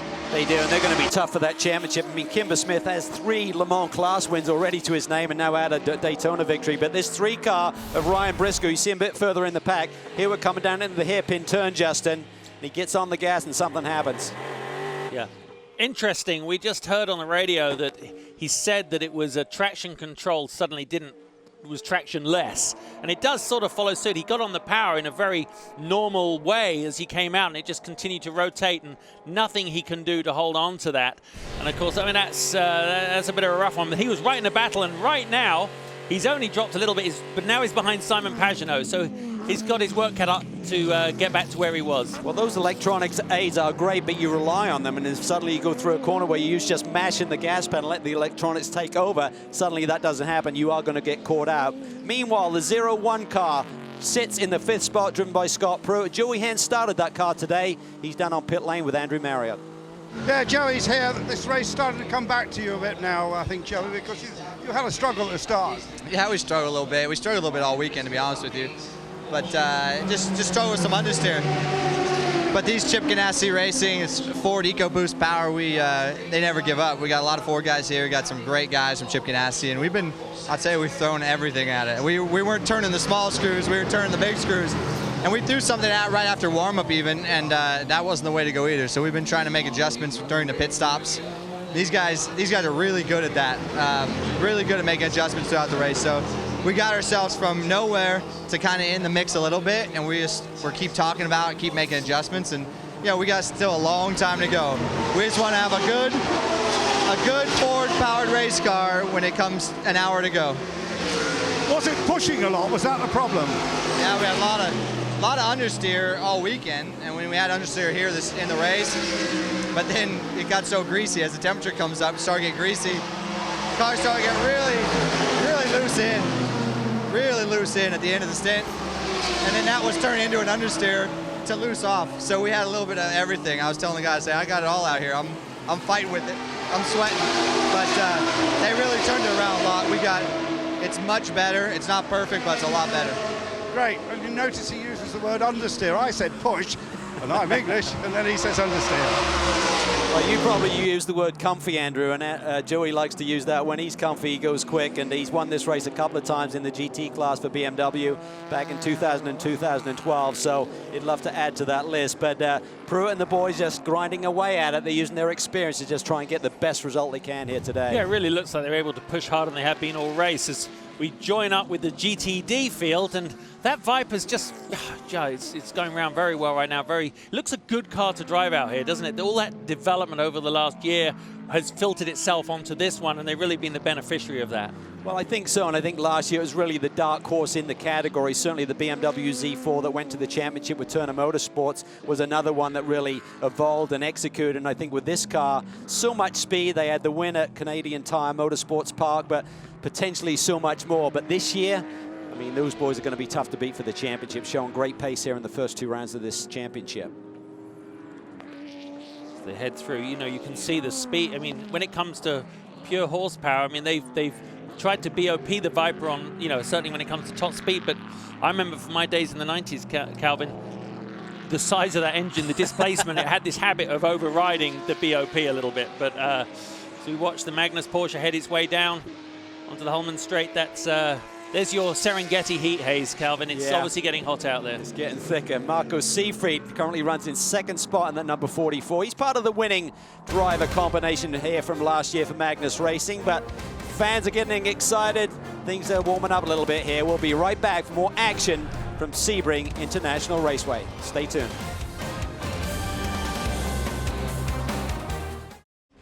Welcome back to Sebring as we continue to look at the onboard look from Nick Tandy in the factory Porsche number 911. Continues to lead in GTLM. Joining us in the booth, we have a great guest here. Jens Walter is the president and CEO of Porsche Motorsport North America. Jens, welcome. Thank you very much, Kevin. Certainly a good day for you guys so far. You're coming off a double GT victory here last year. Porsche has so much great history here at Sebring. A very special venue for you, I'm sure. Absolutely. I mean, it couldn't have started better yesterday with the double pole, but also the history for us is very great. Porsche is about reliability, and you know this is a great track for reliability going on that track. I always comment on Patrick Long's comment when he says this is the track we go with the largest elevation in the year, but in small increments. And you can see, you know, if you especially look at turn 17, you can see what he means. So here's a question for you. I know it's factually impossible to answer, and I know as an engineer you'll try to, but I always like to say about Porsche, the gap between what we watch on the race car and the road car is probably the closest. And I'm genuinely saying this. When I saw the turbo come down through, I was in Beverly Hills the other day, I saw it, as the core PC car goes off. I watched this GT the turbo go by, and I was like, oh my God. I tell you what, if I'd been at the grid at Sebring or Daytona just 5 years ago, I bet that car, as the road car, could almost have won. How far off are we between where these road cars and the race cars are? Because the road cars now are so fast. I think they're very close, and as you said, Justin, we built the cars and we developed the cars together with a race car. So street cars, GT, everything which had a GT on it, like a GT3, a GT3 RS, or even in the future GT4, those cars are developed by the same engineers who work on the race cars. So there's a close cooperation between all the things. In fact, we try to use as many parts from the street car in the race car, and whatever we learn from the race car, we put back in the street car, and because we use the same platform, it's easily transferable. Technology has advanced so much, Jens, and you talked the other day to us about the fact that when a race team now comes to you and they want to use your product on the racetrack, you actually put their crews and teams through a training process now. Absolutely. The new generation, the 911 generation, comes with a lot of bonding technology in the body. Whereas in the old days you had a lot of steel, which you can easily bond, hammer back after a crash. Now it comes with a very sophisticated bonding technology because we're using different lightweight materials. So all of the teams had to go through a special training, a 3-day training, which we do together with our streetcar folks in Atlanta. The same training some of the Porsche certified body shops go through. So the teams actually learn to repair the car, and at the same time they learn about the electronics. So we have our partners coming in and they train the teams. It really helps the teams to develop themselves also going into the future product. We're looking at the lead battle right now, Justin. It's really heating up here. We've got 3 Porsches, Jens, in the top 4, which must make you smile. It's early days, of course. But, talk about what happened at Daytona. I hate to bring up something that we don't want to really highlight, but you had the 2 factory cars in the middle of the race, and suddenly it all went wrong, and you ended up with both cars hitting each other. We spoke to Owen Hayes the other day. He said we've changed our way of going about this race a little bit differently. Tell us about that. I think that's for a manufacturer, this is the worst case scenario. You got 2 cars, going for a battle in a race, which is actually has traditionally been very good for Porsche. So we were hoping for the best in that race, coming out of victory a year before. Oh yeah, you can see it.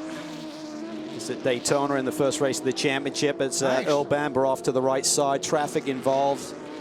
And this is the bit you probably don't want to see, Jens, a little bit further down at the next corner.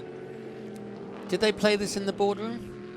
Did you go through this again with those Lego cars at all? I think we went with the Lego cars to explain the drivers, this is what we don't want to see again. Because these cars will come apart if you hit each other. Yeah, they now learned it. No, honestly, I think for us it's not how you fall, but how you stand up. And, we learn from that.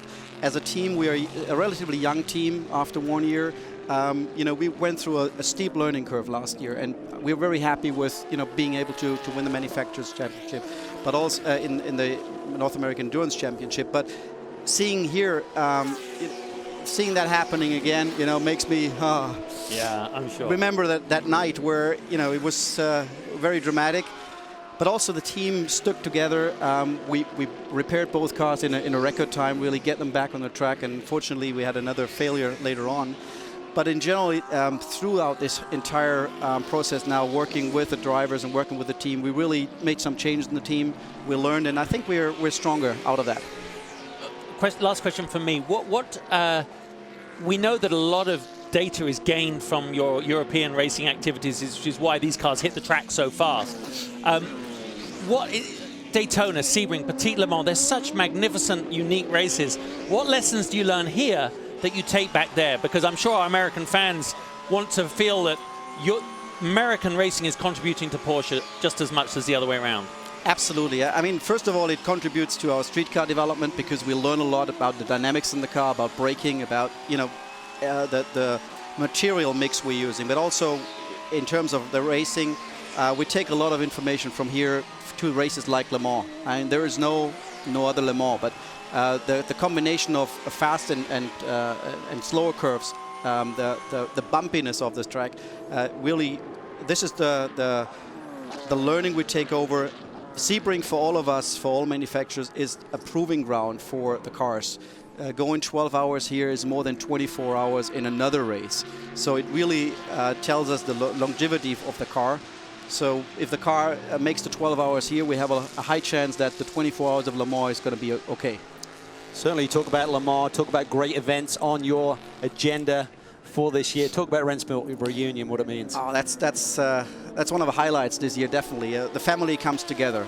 All the cars, all the race cars from the 1950s up until the LMP1, we will see them all there. So I think for the fans, but also for all the owners of the historic race cars, we have a great community, great collectors and fans who actually run the cars, who like to take them out on the track. And Rendsburg Reunion is a place to be.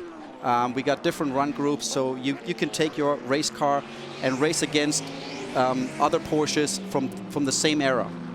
That's going to be awesome to watch, certainly. And we're looking at the GTD category, where you certainly have some very strong teams involved here. Marco Seefried currently runs in the second spot in the number 44 car. They're obviously the defending race champions. Alex Joe, what a history he has here at Sebring, Jens. Absolutely. I mean, Alex has won the race for Porsche so many times here, and he came here well prepared.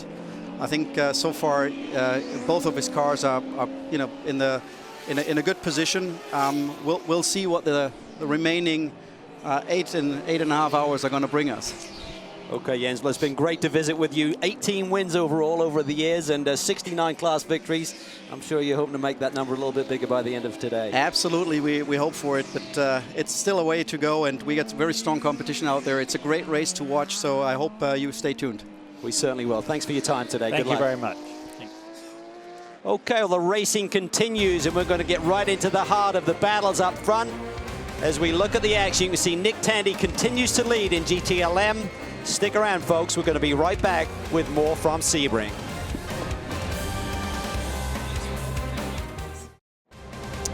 Approaching the 3.5-hour mark here in the 12 hours of Sebring. Welcome back, everyone. Aston Martin just did another pit stop. Not the best of days for that group, but certainly great to have the iconic brand of Aston Martin and Golf here at Sebring once again. And one of the drivers is down on pit lane with Andrew Marriott.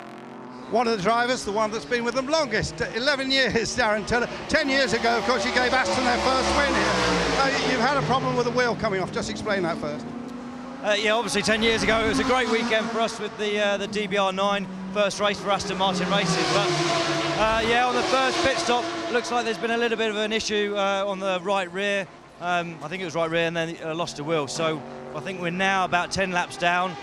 Gained a few laps back, but it wasn't the great start to the opening hours. But hopefully we can claw that back. I don't think we're going to be able to get back towards the lead, but if we can close down 4 or 5 laps, then at least we've had a good run. Now, you were not supposed to be racing here. It was a late call. You were supposed to be racing at the what they call here the vintage meeting in Goodwood with a car called a Turner, which I think we've got a few pictures of you when I took at Goodwood earlier in the year. That's quite a fun car, isn't it? Of course, Turners have raced here at Sebring. Yeah, I was due to be at the 73rd members meeting at Goodwood in my own little car. I bought it with a friend 2 years ago, and we've been slowly sort of getting it back up to sort of speed. And I raced it there last year at the Revival, and I love it. I love racing at Goodwood anyway. It's a great circuit, great atmosphere, and really enjoyable weekend. And was due to be out there obviously this weekend, but you know, it's fairly hard to choose between Sebring and Goodwood, but I'm really pleased to be here this weekend and out on the Aston. The car was nothing to do with your family, was it? There's a Welsh guy called Jack Turner, I think originally. Yeah, nothing to do with my family, and I didn't even know about the brand of car until sort of 3 or 4 years. I think I told you, because I've got one. Yeah, it probably was. And then I went a bit of search on the internet, found a car, and then it was in Switzerland racing on the hill climb circuit there, and we got it back to the UK. And it also had a bit of history racing at Goodwood in period back in 1960. So lovely little car, as slow as a car could be. Not the most challenging, but I enjoy driving the sort of classic cars. It's just a wonderful weekend, and you know, maybe I'll be lucky enough to get an entry for the Revival and be able to take my car out once this year. Absolutely. Over to Jamie Howe. Well, Andrew, the 07 Mazda just came back out from the garage area to fix that fuel leak that they had. They also, when they came to pit lane, they did fill the fuel tank, and they also downloaded a new software package to the car via the data link cable. So they spent some extra time on pit lane, but they have addressed their issues. Well, certainly good to see that car back out into the action. You never stop learning. You've got to do miles here, so whatever it takes to get the car back into the fray. But Andrew and Darren were talking about Goodwood. I understand the old man's there this weekend, mate. Yeah, it's quite staggering to believe it, but 50 years ago, tomorrow, my old dad, dear old dad, won his first ever car race he ever competed in his Lotus 7 at Goodwood 50 years ago tomorrow. So they've got a little, the Aston's just spun 007 as if on cue. But so it's a big week, it's a fun weekend for Dad, and Lord March asked him back, and of course he'd probably love to be here at Sebring, but you know, it's not often you celebrate 5 decades. So congratulations, Dad. That's quite terrifyingly long ago. It's hard to believe that he started racing or won his first race at 9 yeah, years I know. old. He'll love you for that. Well, no, 007, Christina Nielsen in the Racers Group Aston Martin had a quick spin there coming off of turn 5. Didn't look like a massive wheel spin coming off, so she shouldn't have damaged anything, and she's back underway. Having a pretty strong run here up into the top 5 already. On board now with Michael Valiente aboard the visitflorida.com prototype Corvette, as he's very much in the fray here, being chased by Max Pappas. So a good strong run for these boys. Bourdais continues to lead by about 18 seconds. But that battle for second is very close indeed. And Hennemar Hansen in the #1 Patrón machine sits 6 seconds back of this battle.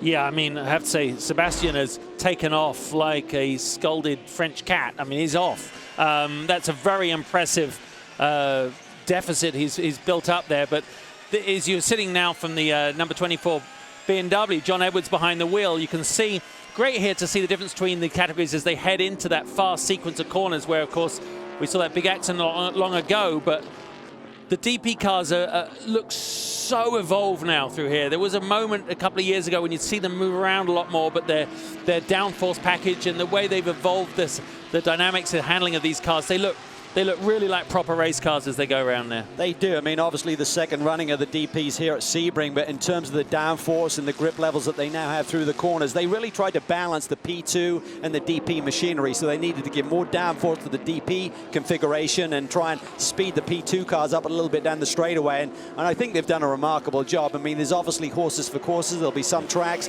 like at Daytona where the DP configuration is a little bit stronger. And this one, as we saw in qualifying, was really P2 territory. Yeah, Valiente's been suitably aggressive through the traffic here. Obviously, he's got a right pro in front of him there with Nick Tandy opening the door to let him go through. But that's all you can do there. And he's had to slot himself back in position between Valiente and Pappas. And obviously, Max will go by as they head down into turn 7. He won't want to be held up much because you don't want to get that little cushion between you and the guy in front because these cars are so equal right now. But as Max goes by taking off, and sure he'll hit the brakes a fraction later than the lap before, just to gain that little bit of time back. We're hearing that the leaders are about 3 laps away from needing more fuel on board, so we'll have to look for that here in the next 5 minutes or so. But things are just settling down. I mean, the one thing that's on everyone's radar is the fact that we do award bonus points in the Tequila Patrón North American Endurance Championship at the 4-hour mark. So it looks like there's not going to be any real strategy to play, because everyone's going to be on fumes at that point if they try and stretch it. So it's all about executing a good pit stop and trying to be in good track position when those points are awarded. So lots to play for here. We're not far away from pit stops. There's a man who's raced here now on his 23rd visit here at Sebring. Great stuff. And there's Scott Sharp. He's won this race before as well. We'll be right back.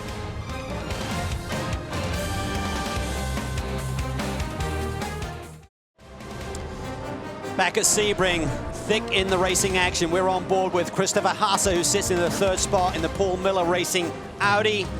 Fierce battle going on throughout all 4 classes here today, and here you can see the differences in speed through this twisty section. Yeah, we just were watching during the break. He had a big, like 5 corners worth of getting overtaken there, and that of course is what you have to experience when you are in the 4th of 4 classes. You are running your own race as hard as you can, maximum speed, and everyone is going to go by you at some point, sometimes in a clump. Certainly was a fascinating battle at the front of the field here between the Corvettes. And Michael Valiante just put in a great stint aboard the number 90. He's down in pit lane now with Andrew Marriott. He certainly is. And Michael, you were telling me it was quite a struggle the last few laps as the tyres went away. Yeah, we're not too bad at the beginning there. We can kind of hang on with the leader there. The 5's really strong, but we have understeer in the beginning, and then halfway through the stint, the tires really go off, and it's quite a ride to try and hang on to for those last couple laps in this extreme heat here. What about the physical side of it? It's so hot. You haven't got, unlike the GTLM cars, you've got no aircon, and I don't think you've got a cool suit. It must be pretty hot.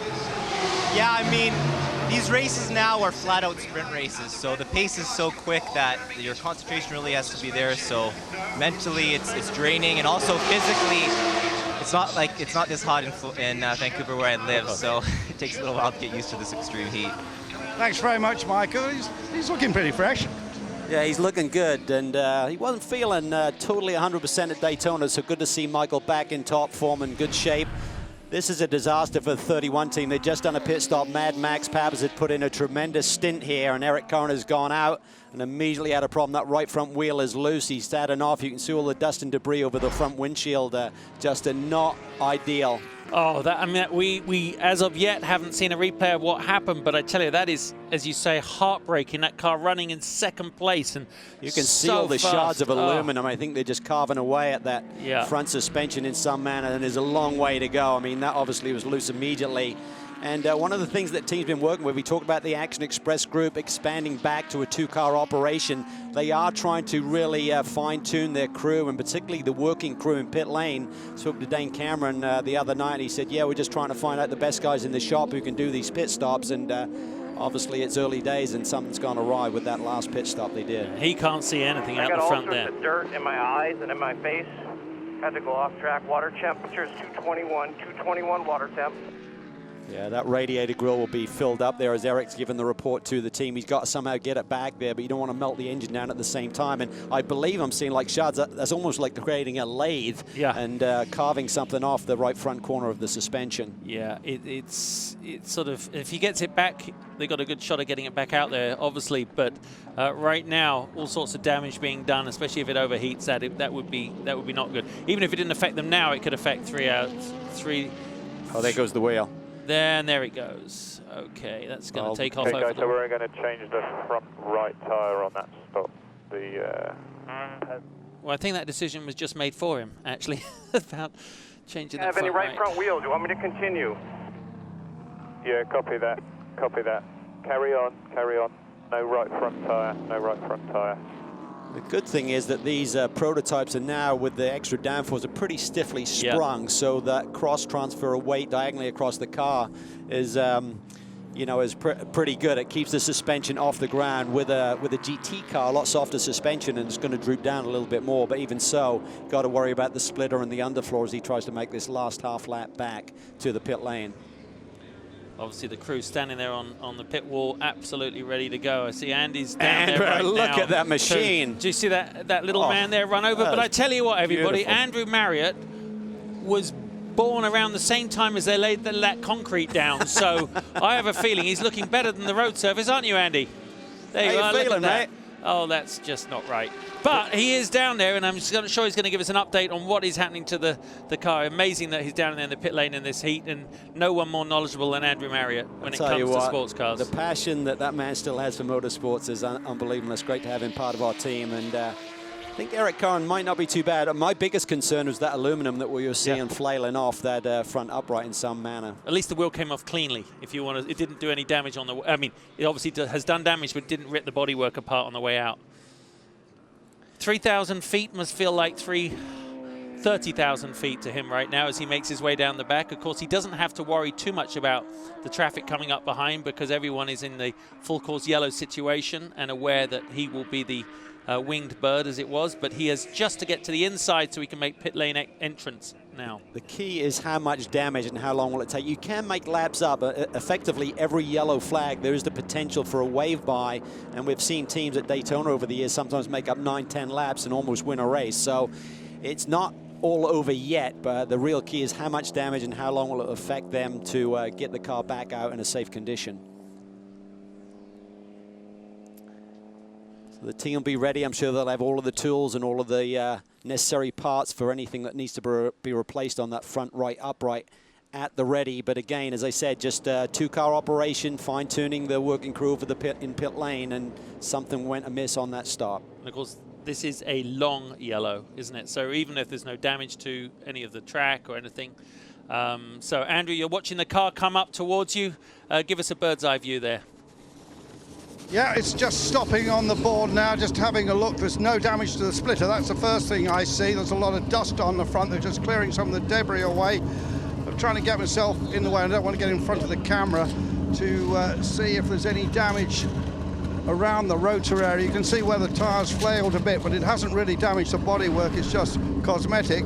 And now let me just dive under the camera here to see what's happening. And there is a bit of damage to one of the studs that the wheels fix on, but that's been sorted. A new front right Conti is going on. Let's just see if it nips up nice and firmly, and they're having a problem just getting it firmly in there. They must make sure that that's absolutely positively on the wheel, and yes, it is now. The nut has been spun on, and I think this car will be going off, and of course they've taken the opportunity here to just check around a couple of things, but certainly no damage to the splitter. I think they might have got away with this, folks. Well, now they know that they couldn't get the wheel to absolutely lock up one of the pegs. There's 4 pegs, of course, on the bell from the disc, and one of those I can see has got a bit of damage in, and that's why the wheel isn't fitting fully over that peg. So, and there's a few shards of aluminium I've just seen there as well, which have come off the wheel. And they're just using good old-fashioned file here to try and just sort that peg out. And now they'll try and put the wheel back on again, which is it going nice and firmly? They're just checking. It looks as if it might. They'll try and nip it up again with the gun, and there's that gun getting another nut there. So obviously they are losing time, but I think they'll fix it. Yeah, I think so. Carl, it's one of those fixing studs, you know. Yeah, I think that thread is damaged there because they can't get the wheel nut to go back on there. You're right, you're right. Now the thread, just watching the thread actually. Well, he did nip it up with his hand, Carl, so maybe not as the other actually express car comes in, so everybody's working feverishly here. Now it has nipped up, and I think it's going to be just looking underneath it. I think this car will be going, so let's go to Jamie.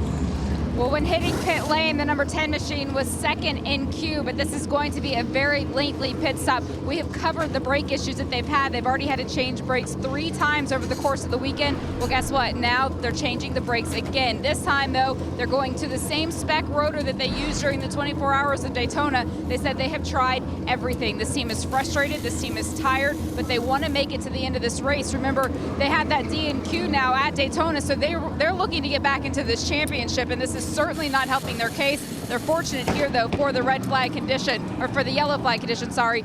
They did do a driver change as well, so Max Angelelli will take this car back out when we get ready to go back to green. Guys? Yeah, certainly a lot of action down there right now. The 31 car pitted when the pit lane was closed, so it's what they call an emergency stop. So they'll have to visit pit lane again, even if the car is good to go.